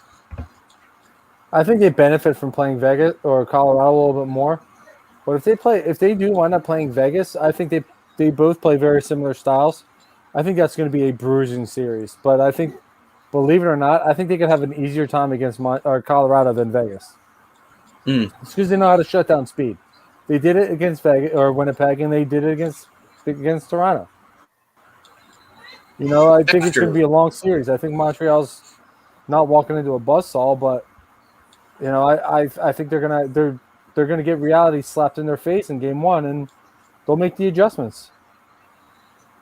I wonder if it's killing anybody, though, in Canada. I know it's not killing Priz as he's rooting for the Habs, but I wonder if any Canadians up there north of the border are really upset that it's Montreal that's going to be the one that's coming out of that division. Only because it's Montreal and they have so many cups. I wonder. They're partying in the streets of Montreal right now. I can guarantee you that. I've seen the videos. Mm-hmm. That's a great first save. Even better second save. Yeah. By Fleury there. I mean, we could definitely say Fleury is just a generational talent, but we knew that well in advance. But it's amazing when you see great goaltending and great goaltenders still playing, and even if they may not be necessarily in their prime, quote unquote, still able to just play shutdown style when shit hits the fan. They just get the pad out, make a great save, or get the glove flexing. Shit, man, Fleury might be playing his best hockey right now. True. Mm-hmm. Especially it's all about staying calm and poised in net, and he's done that so far this period, and I think that's another reason why Montreal's had so much success is because Carey Price is staying calm and poised in net. He hasn't really gotten over anxious on anything. He's been patient. He's been reading the plays. He's been controlling rebounds and getting pucks out of harm's way. So that plays a huge that's a huge aspect of the game that I feel like we're not talking about enough for Carey Price and even Marc-Andre Fleury early on in this third period. Yeah, true point. The Prism saying, the Senators fans I know saying they hope they get swept. I don't think they get swept, but I mean, I can definitely see, depending on who they play, a 6-7 game series. I mean, to be fair though, looking back at this, Montreal, a magical run for them. It's one of those things. We saw it happen a few years back when they got to the Eastern Conference Finals and they got dropped by the New York Rangers. No one really necessarily expected Montreal to get to the Eastern Conference Finals that year, but they managed to pull it off. And the only thing that stopped them was Henrik Lundqvist, who outdueled Carey Price. And no surprise, if there's an answer to Carey Price, it's having a goaltender on his level that can compete with him. And I'm not throwing shade at Hellbuck at all. I just think he got a little rocked in that series. I think it definitely hurt. Not to say that he was bad, but I think he had a rough go in that series. I mean, you're rolling 4 lines, and Winnipeg has one of their better players suspended for 4 games, and that's really their best line and the line that produces the most. Dubois wasn't the guy they expected him to be when he came over in that trade, and there's a couple of different aspects to Winnipeg, but you shut down that first line, which you did. Who's the real threat after that? They really don't have much. So, I mean, losing Scheifele for those 4 games is huge for Montreal moving forward. Yeah. Oh, great single effort there. Just even a little swipe at the puck there. Vegas needs to spend more time in Colorado's zone right now. Colorado's spending too much time down there. Yeah, they've had a lot of great chances, and Fleury has been big on those chances. But you don't want to keep giving Colorado these opportunities. They got way too much talent. Yeah, I mean, big turnover. Eventually tire you out. Yeah, they're going to tire you out because you can't get off the ice. Yeah, I mean, we saw right there. Vegas could not get the puck out of the zone, and Colorado had a really good chance there. I mean, you had the fortunate change that you're on the close end of the change in this period, but you don't win games playing in your own zone. No, you do not. Flyers are so about that. Anyway, first saying my personal feelings: if Montreal wins in 6 or they lose in 7, so. Which makes sense if you're, it can be seen with a team that's going to not have home ice, tough to go into a game 7 and win it, let's be honest here, Toronto just can't get the fuck out of their own way. So, and not to say that Montreal did not earn that. They absolutely did. But Toronto just cannot play big. And that's what cost them big time there. I mean, you're up 3-1. You should be able to close out that series, but you let Montreal back in. Priz, I'm opposite. I think Montreal wins in 7, but they lose in 6. Yeah, let's see, DB saying Price looks like a goalie with nothing to lose. Which, yeah, I could see it. You know, I mean, like, Montreal, they're here. You know, most people don't expect much of them. Go for it. What's the worst? People expect them to get snatched up in the expansion draft. They got Caden Price, who looks really good. So, I mean, wait, who did I say? Caden Primo. Yeah, Caden Primo. I was going to say Caden Price. Caden Primo. They got Caden Primo, who's looking like he's almost ready. That'd be funny if Caden Price was like Carey Price's son. All right, I don't know why I said that. I do that all the time. He is Carey Price's son, though. He's learning from him. My son. Let's see, DB, doesn't the NHL lose ratings profits if a Canadian team is in the Stanley Cup final? If that's the case, then they better hope and pray to God that Montreal doesn't get into the Stanley Cup final. Actually, I think they would definitely make more off of that if a Canadian team got in. And then, yeah, Jesse, I mean, they were up 3-1, and yeah, they turned into the Leafs. They did what they always do. Choke artist. What's your choke artist? And Araska saying Montreal Canadiens will be ready against the Vegas Golden Knights. And he also says Arizona should bring back Taylor Hall. Let's see here. Ain't happening. He's staying in Boston. Go re-sign him. I mean, Hall played well for the Bruins. He wasn't an issue. I think he definitely added secondary scoring, which the Bruins needed. You know, he'll probably sign a 1-year deal with them. Yeah, I wouldn't be surprised. You know, I mean, it's kind of where they're at with Hall, you know, a prove-it deal. Maybe he shows some flashes of what he did that 1 year in New Jersey. Maybe he's consistent in Boston this time. Prism told Darkwing this earlier, but remember when Tavares went down? How many Maple Leafs went on the ice? When Evans went down, the whole Habs team was on the ice. That's a squad. Oh, yeah. That's a good point. Benny, I don't think they need the dump salary. I think they're trying to take that next step. They have some good pieces in place, but I think they need to continue to figure it out. Oh, here we go. So you got a way to lure some guys over to the Coyotes and become a playoff team again. Speaking of great goaltending, so Fleury, who's been great tonight, 88 wins in the playoffs. He is leading among active goaltenders. That is impressive, to say the least. Yeah, 4 behind the great Grant Fuhrer. I mean, you can see him, potentially pass him. If they, they go on from the series. Ooh. And of course, Wallenberg were at the top. Oh, of course. Just saying, Tavares' play declined since he joined the Leafs. Eddie the Eagle He's fairly consistent. He's just doing it a lot quieter.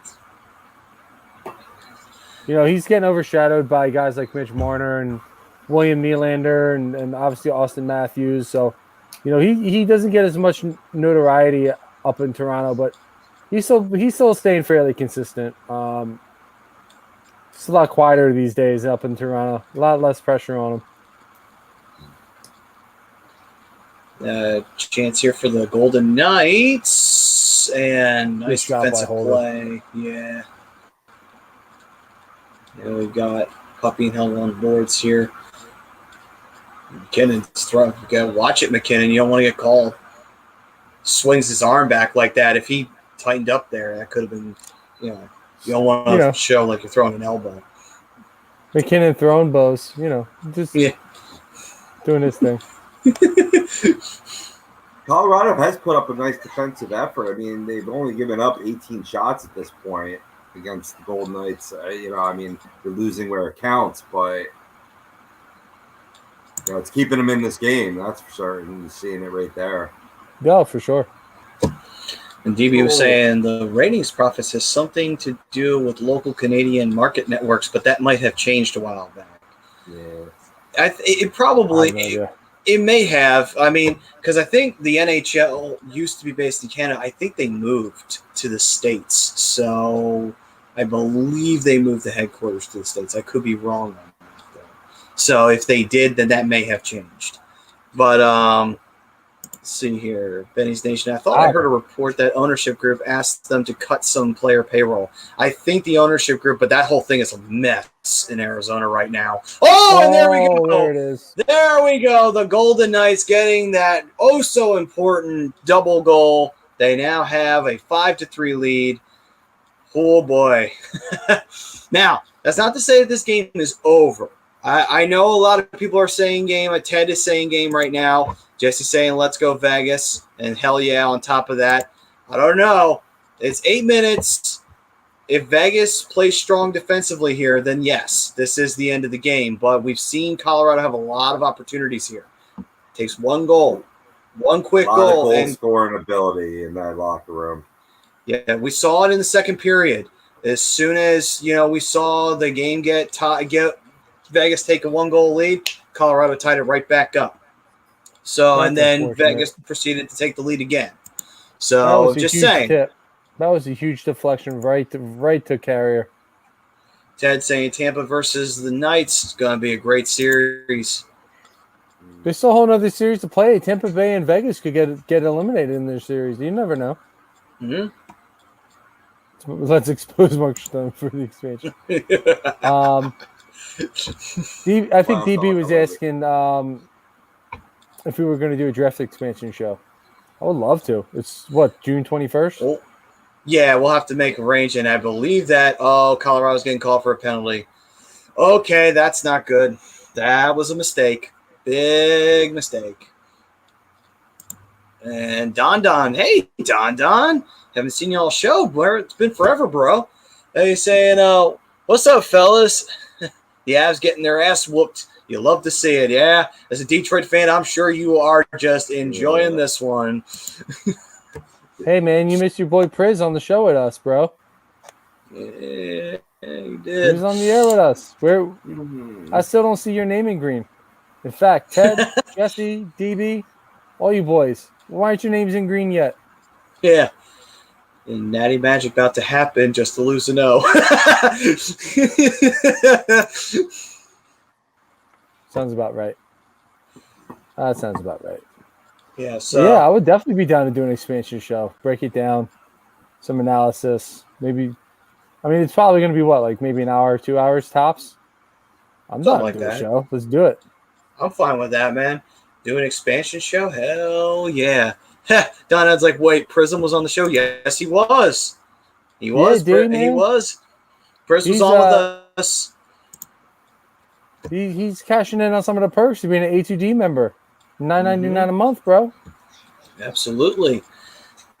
You get that, you get your name in green. We can shoot you over the link and you can jump on in with us if you want to. And let's see here.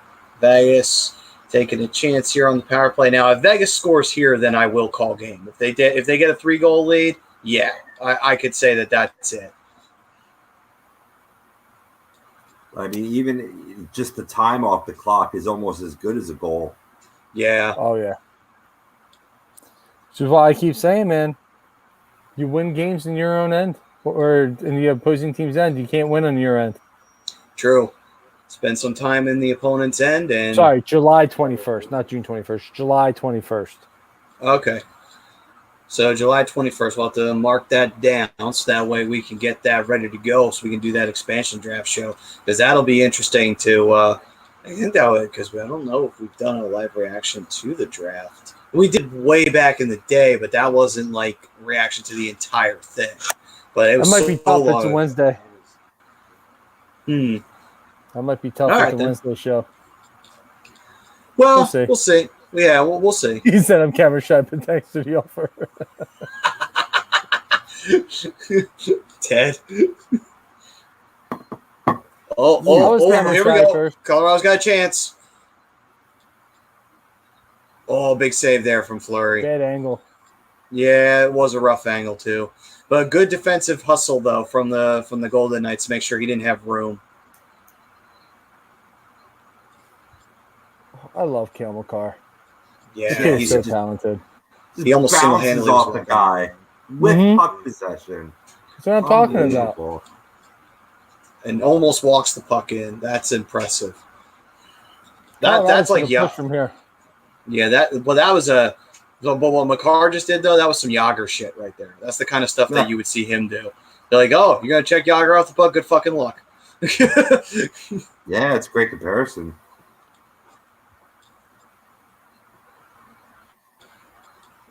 Yeah, because that's NHL 21, Dave. It's easier to do that than in real life. You don't have to worry about all those other aspects of real life. You must have the salary cap off too. That's all I do. That I like. Fuck the salary cap. We're here Yeah, in the play real, NHL. bro. In the NHL world, if you're playing NHL, whatever the fuck year, turn that salary cap off, man. Fuck the salary cap. You're here to have fun in the video game, not abide by the bullshit of the salary cap. Fuck that. I'm all about it being as realistic as possible. Because then I feel better about my Stanley Cup championships year after year after year after year. We used to actually, when I forget what one it was. I think it was like NHL 19 or something like that.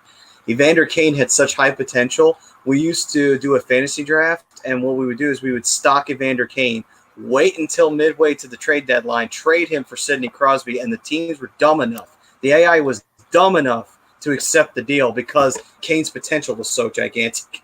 So they would actually trade you Crosby. That's how stupid the AI was. Not no more. Oh my god, it was great. Not no more, man. Like some of the trades that some of the trades don't make sense that you make, but then like there are a ton of trades that you're sitting there, you're making a movie like, yeah, I just swindled you. Yeah, I just swindled you. I got a very hard-hitting question for Brian here. So, is it true that you construct a tinfoil cup and hoist it when you win? Be honest. That I do personally? Yeah. I don't know how you found that out. Because I did it too. No. I did it too. I do the whole thing. I'll do like the fake handshake with Gary Bettman. I'll raise it over my head. And I'll give it a couple kisses, and then I'll turn to pass it off, and then I realize there's nobody else there to pass it off to. So no, you know what? Oh, I just realized that. You know what we need to do? We need to get somebody to dress up like Bettman. We need somebody to cosplay as Bettman. I mean, I got the hairline. I got the hairline. We need someone who looks like somebody who looks like Bettman in a suit, and then we can pull this off. We're getting too into it now. What? If you're going to do this, you got to go all the way with it. Come on now. Nah, it's too much. That's too much. This is crazy. Isn't it so great to see a full house again? It really is. It just wasn't the same last year. It's going to be really great when the Flyer season starts up, and you're going to be able to see that in the well. Oh, that's going to be a beautiful sight. Seeing all the orange and black jerseys. Fuck yeah. Mark Stone is a tank, Jesse. He's always stepping up in some way. There's a reason why he wears the C over there. Yeah. Raska, I don't think so. I think Kaprizov still has another year or two. Penny's Nation wants to ask Brian, do you also go to the post-game press conference and answer your own questions? Yes. Actually, I do. Pocketa. Oh my god. Listen, I go all out, man. Let's see here. And now puck gets cleared out down into the zone here. So 3 minutes left here in the third period. Looking like it's going to be the last three for the Avs now. So I think we could definitely say that this should be it. They're going to make it interesting, though. They pull the goaltender, and they'll make it 5-4. Yeah. That's my prediction. And here he comes now. I could totally see it happening. Yeah, that's not out of the realm of possibility. We saw it happen with Boston, like towards the end when we figured, okay, the game's over. Boston did get that one goal from cum fungus, and well, there we go, empty And it's netter. over. Yep. All right. And there goes my prediction. There's the game. Yay! I got 1 out of the 4. All right. The So there important we one have now, it. right? What's up? The important one for his bet. Brian, you win 100 if they make the finals, right? We got to make the finals, yeah. Yeah. I'm just relieved I'm off the hook for 200. Damn Remember, it, I was going to again. pay you. I was going to pay you 200 to allow the Wild to move on, but that didn't happen. So Done. Roscoe was right to an extent, but it's saying that Kirill Kaprizov has not accrued the necessary amount of professional seasons required for Group 2 RFA status. They are ineligible for an offer sheet. Please visit CBA Facts for more information. Huh. That's interesting. I'm not sure what that means. He's going to be an RFA. I think it's just a matter of what group he winds up into. I thought he had another 2 years. Huh. That's interesting. And that one. All right. So with the of the final 4 teams that I have picked, Vegas is the only one that made it through. Oh wow, that's crazy. That is crazy. And it's I don't weird. think I Boston- haven't won. I might be over. I hope not. Yeah. I had Colorado, Florida, Toronto, and Pittsburgh. Oh man. Yeah. Last year I didn't do a bracket challenge. I don't even think they offered it, but last year, dude, I had 3 predictions wrong the entire playoffs. Wow. Yeah, you were hot. You were hot. That's right. I had 3, and I didn't put any money on any of it. See, that's the thing. You can't put money on it. That's what it is. Ted's saying, I keep thinking you're saying Capri Sun.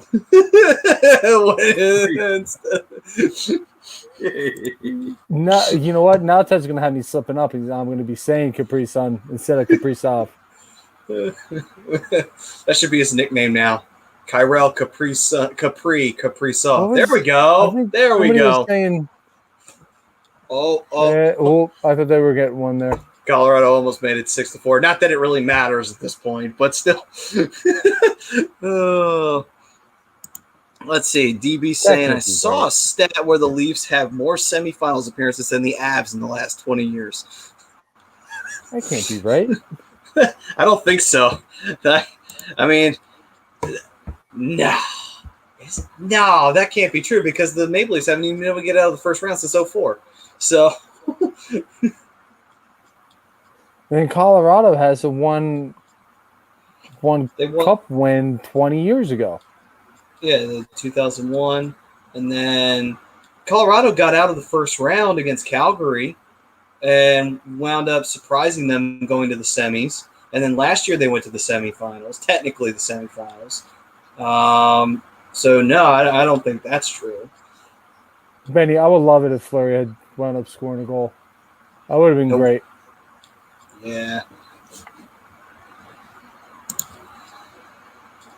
But hey, you know what though? Looking at this though for Colorado, nothing to be ashamed of. You know, they had an amazing year. They did win the President's Trophy, so that's where this all comes back to, that fucking President's Trophy. Son of a bitch. It did it again. It did it again. It fucked the team that won it. But, yep, there we go. So, Colorado. I think it is a disappointing. I think it is a disappointment. Oh, because yeah. of that. I mean, Oh, absolutely. it's disappointing, but at the same time, it's like, listen, you know, like you're facing a tough team in Vegas. You know, they could have won the series, but so could Vegas. It's sometimes you just got to tip your cap. There's not much else you can do. The other team beat you. What else are you going to do about it? Not that you did anything wrong. I mean, hell, Carolina really didn't do much wrong in that series against Tampa. You know, they just got outbeat. They got beat by Vazzy at the end of the day. You know, when you call And that's you what call happened it with what it is. Carolina. Yeah, that's what I was talking about. Yeah. Yeah, they didn't choke like Toronto. I'm not saying that, but they got beat by a really good team and then the better team in this series. But I just think coming into this playoffs, you kind of almost had the feel of that for Colorado. It was like finals or bust. Yeah. I mean, I feel like it definitely had to be, especially with the team they had, the moves they made at the deadline. How did that not get through? I love it. Even at the end when it doesn't matter, and it's just like, fuck you, Colorado. You ain't scoring another one. I just love it. Shut down. All right, so let me ask you guys, and I want everybody else to chime in as well. If you're running the Colorado Avalanche, where do you go from here? What do you do? What do you focus on to get your team better next year? Finally, get yourself out of the second round. Because they were booted out of the second round last year as well by Dallas. True. I mean, see, here's the thing, though. They have veterans on this team, so it's not just a bunch of young kids. So they have leadership. I mean, even the young guys have enough experience that they're leaders. So it's not really like that's the issue. I mean, I guess it's almost like maybe you fuck about with the goaltending, but I don't even know if you should do that because it's not like Grubauer was bad. I mean, I thought Grubauer played very well. But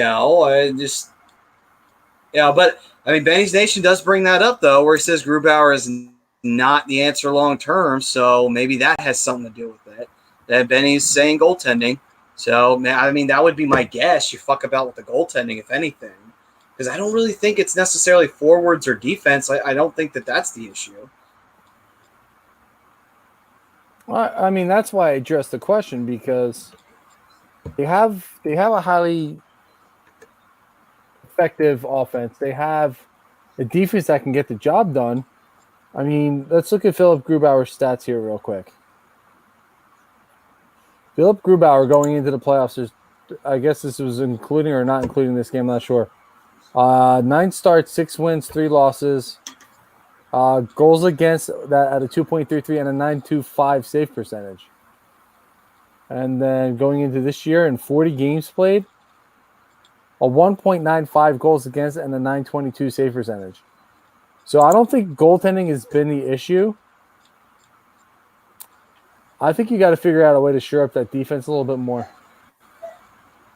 That's where my lean was. Or whatnot. You could bring in maybe a veteran guy, kind of maybe not on par with Pietrangelo, but what Pietrangelo brought in for the team that defeated them, bringing in a guy like that. I'm not, looking at their salary cap info right in front of me, but other than that, I think you got to stay the course. I mean, you're talking about Grubauer is good.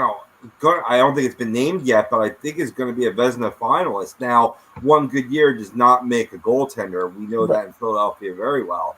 But that would have been my first instinct. But I think you shore up the defense a little bit more with a veteran guy, and otherwise you allow these young players to just grow and firm up their established roles.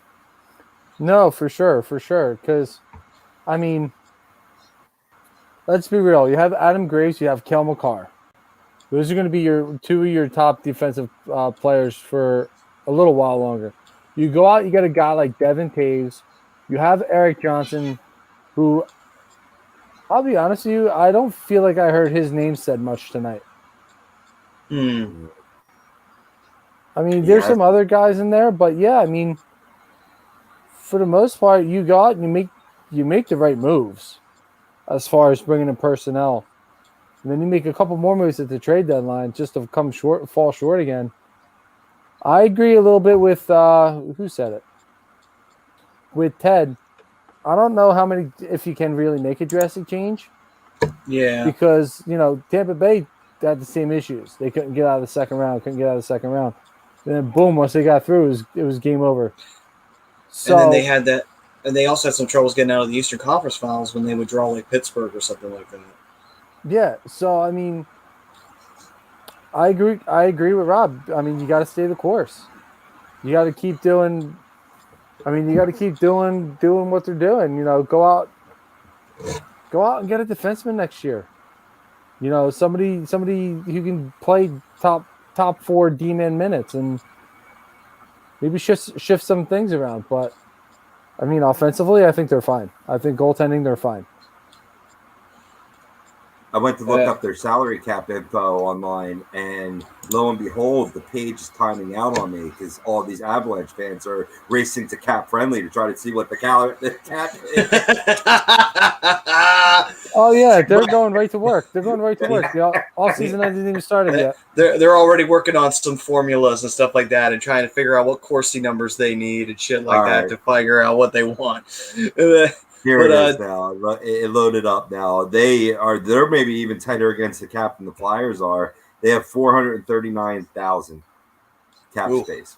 Yeah, that's not a lot. To say the least. Now that could change a little bit going into next season. That's what it currently is as of this minute today. But the one thing you should look at, Rab, while you're on there is who becomes a free agent at the end of the year. By the way, Don, you have a good night, brother. If you still have it up there, Rob. No, I got a better page for that. TedFX saying, or you trade your 2 best players for Jake and JVR. Oh, this is interesting. Gabriel Landeskog is going to be a free agent. Yep. He's going to be a free agent. He's an unrestricted free agent. Brandon Saad. Bunch of guys. Most of the roster is going to be a free agent. Dubnik, yeah, there's a lot. Yeah, so, you know, there could be some reshuffling here. You know what I mean? In terms of, you know, looking at that now where, you know, you have guys where you might be like, we're not going to pay him. You know what I mean? I think you got to bring back Landy. I mean, well, of course, still 28 years old, you know, but you know, Grubauer going into his age 30 season, maybe to the commenter's points, maybe you could let him walk and try to sign yourself another goaltender. You could try that, or maybe out of the guys, Brendan Saad, you could have walk if you got a better replacement in mind, you know. So of the names that I've seen, you got a couple priorities here that you have to focus on first. You're looking at 4 out of your 5 goalies contracts are ending. You have Matt Calvert, whose contract's coming up as well. Who's that's why you didn't see Eric Johnson. He's on the long-term IR. That explains it. And then you're looking down the list here of notable guys. Cale Makar, RFA. You have Kiefer Sherwood is going to be an RFA. You have Carl Soderberg, UFA. Pierre-Edouard Bellemare, UFA. Yep. You have Brandon Saad, Gabriel Landeskog. You got to figure out what your priorities are. If you're Colorado, you got to get these guys. Got to get some of these guys locked up. Landeskog, you're probably going to be able to get it a little bit cheaper. And then I'm sure being the team captain, he's not going to want to go anywhere. So that being said, he would probably take a home team discount to get Cale Makar back under contract. So figure out what your priorities are. I mean, if I'm Colorado, I'd try and get Grubauer locked back up. Maybe bring him in on a 2 or 3 year deal. I mean, he's playing well enough. You know, he came out of Washington saying, I'm a starter. He's backed it up. Yeah. He has. He's had a fine year. You know, like you said, he's expected to be a Vezina finalist. So, I mean, they could definitely go in that direction, too, and, like, be like, yo, you're our man. You know, I'll take us forward. You know what I mean? And he's played well enough to deserve that. Oh, absolutely. We definitely Everybody use to Belmar Arizona, on right, our. Dave? I could definitely use my Belmar. We could use Belmar back on that penalty kill. I could tell you that right now. He was, his penalty kill ability is huge, and that's something the Flyers need drastically. By the way, who would have thought too? Playing in the French Hockey League, because it's French, but still playing in the French Hockey League. Ron Hextall takes a shot on him, and sure enough, he's capable of playing in the NHL. I'm like, Jesus, like, why did we fire him again? Anyway. Oh, Aaron, you came in at the right time then, because we are talking about the Avalanche right now. So I want to pose this question to you. I posed it to everybody else. With the Avalanche getting booted in the second round again, what do you do moving forward? What do you do to make your team better next year? What do you do to finally get over the hump and get back to the conference finals? Yeah. I know this year's the semis, but next year it'll be the conference finals. Yeah, I mean honestly, again though, and just but again, from my perspective though, looking at this from an outside perspective, the way I look at Colorado is like, you know what? Shit like this is going to happen sometimes. Where you're going to face a team that is on equal footing as you, and you're going to run into a goaltender that's going to either outdo your goalie or the team's just going to, it's going to beat your team. There's not much you could do about it. Colorado was just as capable of winning this series. It really was. Colorado could have won this series just like Vegas did. It just wound up going Vegas's way this time. It's just how it goes sometimes. Sometimes the hockey gods favor you. Sometimes they don't. And I think that's ultimately what happened. You had two very evenly matched teams.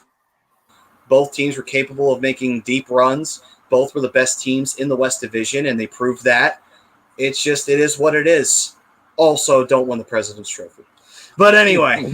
Again, if I'm the GM of Colorado right now,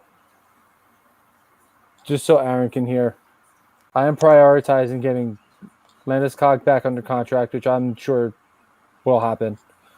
Getting Cale Makar back under contract, which I'm sure will happen as well. And then I'm getting Philip Grubauer back under contract. Those are my three priorities of the offseason as far as the re-signing portion goes. Other than that, who else is going to be available? Maybe you go out, like to Jesse's point, you go out and you get a defenseman. Maybe you go out and get a Dougie Hamilton. He'll be available. Maybe they make a push for Seth Jones. Who knows? No. Those are our guys. And Aaron saying, I don't what we can do. We did everything right that we knew, and it just did not work out. I say keep this whole team signed. So he's thinking, don't make any drastic changes. I don't think there's anything wrong with that. Yeah. I mean, I'm not saying make drastic changes, but I mean, there's a lot of UFAs on this roster. A couple RFAs. RFAs has got to be the priority. My three priorities. But after that, I agree. I mean, they did everything right. They made the right moves in the offseason. They made the right moves as far as trade deadline, all that other stuff. Just didn't work out in their favor this year. They got outplayed. They got outplayed in the last couple games. Happens. Yeah, it happens, man. Actually, if you want to get technical right now, it's still Columbus territory. He ain't a Flyer yet. It's close enough, though. It's in the Ohio Valley. Just got to go past that. Just got to go past Pittsburgh, and then you're fine. He still wears that red, white, and blue that Columbus wears. Yeah. So he ain't in Flyers territory yet. Yeah. Well, Torts was coaching that, and he's not no more. So. Yeah, that's something maybe to wrap the show up on. The Blue Jackets, they promoted Brad Larson to replace Tortorella as the coach after 7 seasons as the assistant. So Torts is out. Now, did they announce that Torts was out like previous to this announcement, or is this like his official firing and Brad Larson was promoted? That's what I wanted to ask you boys. They said that he was done at the end of the year, that they were both going to mutually part ways. Oh, okay. Yeah. I missed that. Okay. So it's just now they've announced the replacement and who it's going to be, and they stay in house. That's good. someone's familiar with the boys. That's exactly what I was going to say too. Somebody that these guys are familiar with, Yeah. and they understand the system a little bit. And he probably connected with some of these guys on more than just a coaching player level. And when guys get somebody who's a coach like that and they're already comfortable with them, it tends to react well. So, I mean, if they can go out and they're going to rebuild. I think they're going to start over, but it just makes it easier for these guys to play for somebody that they already know, somebody they're already comfortable with. Now, where do you boys think what's next for Tortorella, Matty? I don't know if he finds another gig. Honestly, I think his model of coaching is slowly starting to get more and more dinosaur-like. I mean, there's been people that I follow on YouTube and people that I've seen compare him to Mike Keenan, and Mike Keenan didn't last forever either. His style of coaching became antiquated over time, and he was very loyal to certain players that he shouldn't have been. Because he was. How many times did he have Ronan on a team that he shouldn't have been on? He had Mark Messier come over to the Canucks, and the Canucks consider that their bad period. So it's just one of those things of it's crazy. Bure, McGillney, and Messier. That was our bad time. Yeah. Well, I mean, Mess, though, to be fair, he pissed off a lot of people in that locker room. So, I mean, it's no surprise. Bure actually requested a trade out of Vancouver because Mike Keenan was the coach. And hell, Gretzky didn't want to stay in St. Louis because Mike Keenan was the coach. So, it's just one of those things of, I think it's the same thing with Torts. It's like he's getting phased out slowly but surely. I don't know if he lands on another team, What's up? Yeah. Dubois wanted out, so same story. Mm-hmm. Yeah. I mean, it's just, and Lane didn't exactly thrill in Columbus, so it's just one of those things of I don't know if he necessarily finds a gig. Maybe if a team's desperate, they take a chance on him, but I mean that's if a team's desperate, So Arizona, meet your new head coach. Anyway, but I mean, I don't know. Brian brought up in our chat earlier a possible landing destination. I mean, I found one for Gerard Gallant. He's getting a second interview with the New York Rangers, but I think that'd be a great landing spot for Gallant. I think it's a team that needs a little bit of a more disciplinarian type. But a guy who knows how to motivate his players to get the best out of them. You saw it in Vegas. You saw a little bit in Florida, but I don't think he got a fair chance in Florida because they were still rebuilding. But, I mean, a ton of success with the Vegas Golden Knights. Got him the Stanley Cup in their first year. Still think he was unjustifiably fired in Vegas, but it is what it is. But I mean, I think he gets the opportunity. I think he takes a job with the Rangers. But yeah, that'd be a real good fit. So that must have been Priz that was theorizing Toronto. What's your take, Matty, on Toronto, on possibly? I guess you're saying that he's antiquated. So, but I mean, in terms of a take no shit coach to kick some ass up there in Toronto. Honestly, I think there's too many snowflakes in Toronto for that. Yeah. I mean, like Marner, Matthews, I don't know if they would respond to that, honestly. Maybe Tavares will be okay with it, and maybe Foligno will be fine with that. But I don't know so much about Matthews and Marner, honestly. See, I think Torts gets a job, but I don't know where he goes. I mean, we'll see what coaching firings happen after the playoffs wrap up, but I don't know. I mean, Toronto could be a fit. I mean, they definitely need to tighten up that defense. But, I mean, some of those players in Toronto, they need a foot in their ass every once in a while. And Torts isn't afraid to do it. And I think that's something that he, a lot of players in this league need these days. I think a lot of them are just way too soft to, who was it? Jesse's point. Even Patrick Laine. Even before he left Winnipeg, his panties are in a twist. like toughen up, dude. You're playing in the NHL. It's like I was saying at the beginning of the show. You're gonna play for coaches you don't like, and even if you don't like him, you still play for him. Don't even play for him. Play for the logo on your sweater. Yeah. Play for the guys on the bench.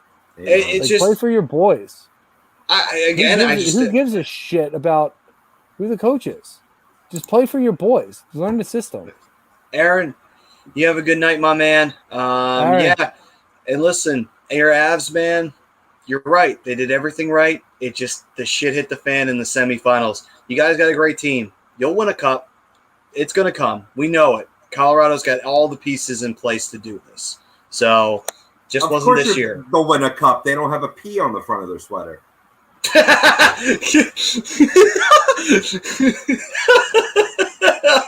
No, they have a giant A.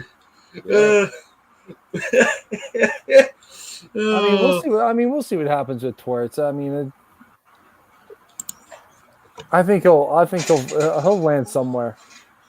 He's got a good resume behind him, and some of these teams they need the offense is there. They need a kick in the ass on the defensive side. That's where Columbus had a lot of success, and why they had a lot of success. I think it's the main reason why Sergei Bobrovsky had a lot of success is because of the defense in front of them.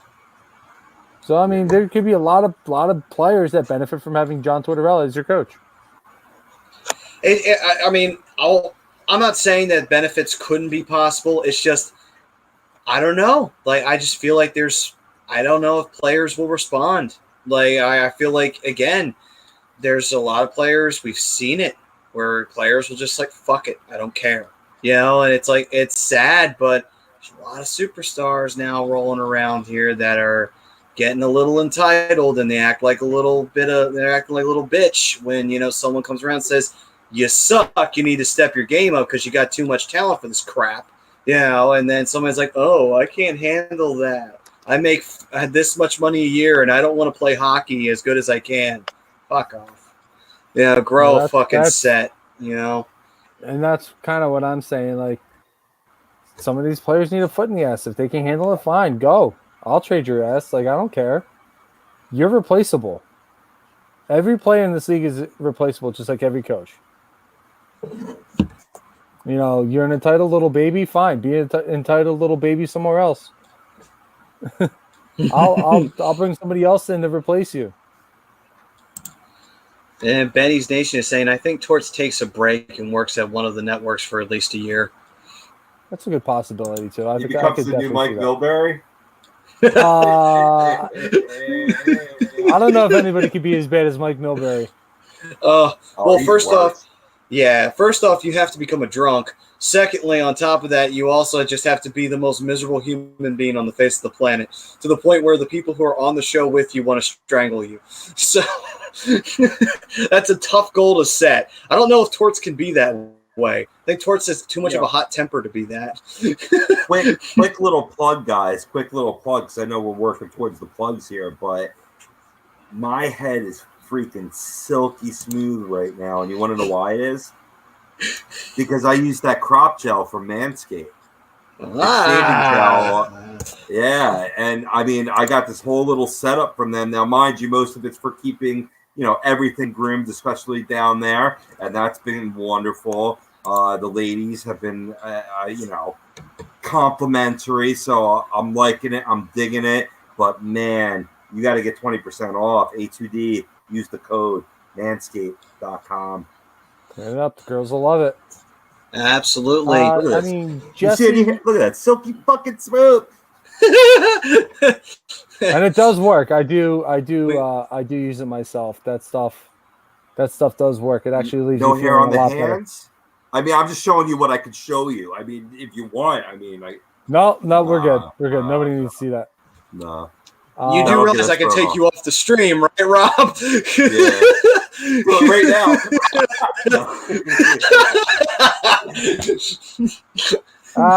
Jesse, to your point, define abuse. I highly recommend it. Oh, Manscaped is awesome. I've been using their stuff for years. Yeah, man. I'm glad that we're affiliated with them. So, yeah, use the promo code HUD. Get 20% off on Manscaped and, do a little grooming for your ladies. Yeah. For Judge Rob, you also have to hate every Russian. Oh my God, that's Mine it does. But to Jesse's point, I mean, miserable drunk. Define abuse. Define abuse. I mean, players are soft these days. Like, it is what it is. Like, I know Babcock. There were like actual like physical abuse allegations against him, but I mean, I never heard anything about John Tortorella. And I know he's just a hothead. But I mean, I'm not in the locker room, so yeah. But I mean, overall, it'll be interesting to see if Torts does land in a spot. You know, I mean, I think the best fit for him if he was going to wind up in a place would be a team that's, you know, just got a very, you know, balls to the wall kind of mentality. And in a way, I would ironically, I don't know if this would necessarily fit, but when you think about it, think about how nasty Montreal likes to play. That's kind of the team that he wouldn't mind coaching, because that's the kind of team that isn't afraid to just have that snarl to them, which I think fits well with the Torts, where Torts is just like, all right, you got to go out there, you got to kick some ass, take some names. Montreal, all right, fine, we'll do it, and they'll beat the shit out of you. Like, that's kind of the team, in my opinion, that I think fits a Torts style, you know, kind of team to him. The team doesn't necessarily need a kick in the ass, but I think they would respond well to Torts, you know, challenging them. I see what you're saying, Jesse. I do. I mean, Bill Peters lost his job for abuse. Mm-hmm. You know, he's smacking guys around on the bench and in the locker room. But I mean, that's why I say define it. You know, it's tough because of the style of coaching that he does. So, I mean, I think he does land somewhere. Where, I don't know yet. We'll see what happens. Like I said, we'll see what happens. Yeah. All right, guys. So we're gonna say good night for the evening. Once again, congratulations to the Vegas Golden Knights for moving on to the semifinals. We now officially have our semifinals set and ready to go. So it'll be the Vegas Golden Knights officially moving on, and they will be taking on the Montreal Canadiens. So that'll be a fun series. And then we will also have the rematch from the Eastern Conference Finals last year between the Tampa Bay Lightning and the New York Islanders. So that should have some bad blood into it, because the Islanders were on quite a nice little magic run, and then the Lightning said, fuck you, that's not happening. So we'll see what happens this year. All right, guys, that'll do it. For all of you who are chiming in, thank you very much. Priz, thank you for joining us live. And if you wish to join us live on a show, or any other show for that matter, there are some benefits that you can sign up for. And it's not like the kind of benefits you get at a job. No. You can just get it immediately right off the bat, just like Priz did, as he literally only joined up last week and we already had him on the show. And that is becoming an A2D member. You get $9.99 monthly. The perks include appearances on shows like Priz did tonight, and you also get members-only streams, shout-outs, weekly sports picks from the Money Pot podcast to win yourself some cash and get a little side hustle going, because you get expert advice and you get yourself some cash in the pocket on top of it. And that is how you can do that. And another way that you can also support the show, as well as support all the other shows we got here on A2D Radio and A2D as a whole. Brian, where can they go to do that? You can go to PhillyDrinkers.com. Head on over to Philly Drinkers LLC. All our merch is there. You can get all kinds of great stuff: hats, shirts, hoodies. Do we want a specific show to support? You want to support the Hockey Happy Hour specifically? All kinds of Hockey Happy Hour gear there, as well as stickers, mugs, beanies. Just head on over to PhillyDrinkers.com. That's PhillyDrinkers.com. Philly Drinkers LLC. Alex will take real good care of you. Absolutely. All right, then. And for our sponsors, one thing we will talk about here, serious one for a moment. Many of us have family members and loved ones that are dealing with mental health and addiction issues. So we are happy to support the Counseling Center and Sunrise Detox. If you need help, or if a loved one needs help, give them a call at 856-651-8117. Addiction and mental health is not something to play around with. It's not something to push off to the side and pretend it's not real. It is very real. and it hurts people, and it screws lives up very badly. So do yourself a favor and get your loved one the help that they need as well. If whether it's you or them, 856-651-8117, they can help you out there. So don't wait. Don't wait. Get that taken care of as soon as possible. And if you are looking to buy and sell a home or looking for a change in career or brokerage, you can contact Alan Foy at eXp Realty LLC. You give him a call at 302-682-8820 or visit him at alan.foy@exprealty.com. If you want to make that big change in life, man, that's the person to go to. You can sell your old house, get yourself a new one. If you want to move out, get your first place, that's the guy to go to for it. All right, then. And we are also brought to you by Specialized Physical Therapy, Dr. Paul Vidal. If you got any problems going on, any aches and pains, Bri did. He doesn't have them anymore. Specialized Physical Therapy took care of it. Yeah, head on over there. Make an appointment to go see Carrie Limbo over in Cherry Hill, or you can go see Allie Mae over in Burlington. Both girls are doing a great job. Both great, amazing people, know what they're doing and know how to build up strength and endurance back into whatever is ailing you. They did a great job on my shoulder. Hasn't been this strong in a long time. So, yeah, so head on over there. They'll take good care of you. All right, then. And our show sponsor was the one and only Body Check Wellness. And you can use that promo code that you see right there, A2D, for 20% off of your order. And when Riley Cote is on with us, you can get 40% off a THC-free box of products, $140 worth of savings on that. They have gummies, topicals. They have all kinds of great stuff with hemp and THC-free. Great for focus and clarity. Rob's used them. It's been great for him. He's been more focused and more balanced. Rob, it's been great for you. I'm waiting for my next shipment. That's why I was a little bit all over the place tonight. No. Oh, that's great. Well, what's great though is you can sign up for automatic deliveries. So you're like, I didn't do that because I didn't know of that option, but they have that option where it'll just, end of the month as your bottle, say your 30-day supply runs out, they'll automatically ship you your next month's worth of products. So I mean, geez, who does that? That's awesome. Well, yeah. You know who else does that? Manscaped. Ironically enough. All right. So well, I mean, Manscaped's awesome. So we'll just jump back into that real quick. It's use promo code A2D on manscaped.com to get 20% off all their products. Lawnmower 4. I haven't upgraded yet, but I do have the 2.0 and it's still running great. I can only imagine how the 4.0 is. And get yourself all cleaned up, feel good. One of the biggest things that, if you're a single guy like me, girls love the confidence. So Manscaped helps you feel better, helps you feel cleaner, helps you feel more confident. So head on over to them, use promo code A2D, get 20% off. Question, when you rock the 4.0, do you have to have the rag top down so the hair can blow?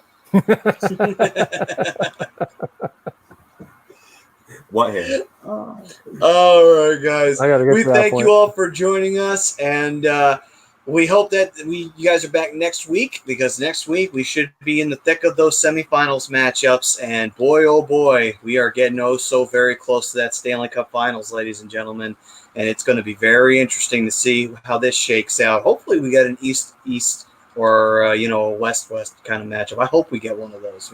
You're never going to get another one of them. Might as well take advantage of it. Mm. But anyway, all right, guys, we thank you all for joining us. We'll see you next week right here on A2DRadio.com on the Hockey Happy Hour. From all of us here, I am Matt Sassuti, Rob, the Broken One Povia, and the Darkwing Brian Daly. We will see you guys next week right here on A2DRadio.com. Peace and love, everyone.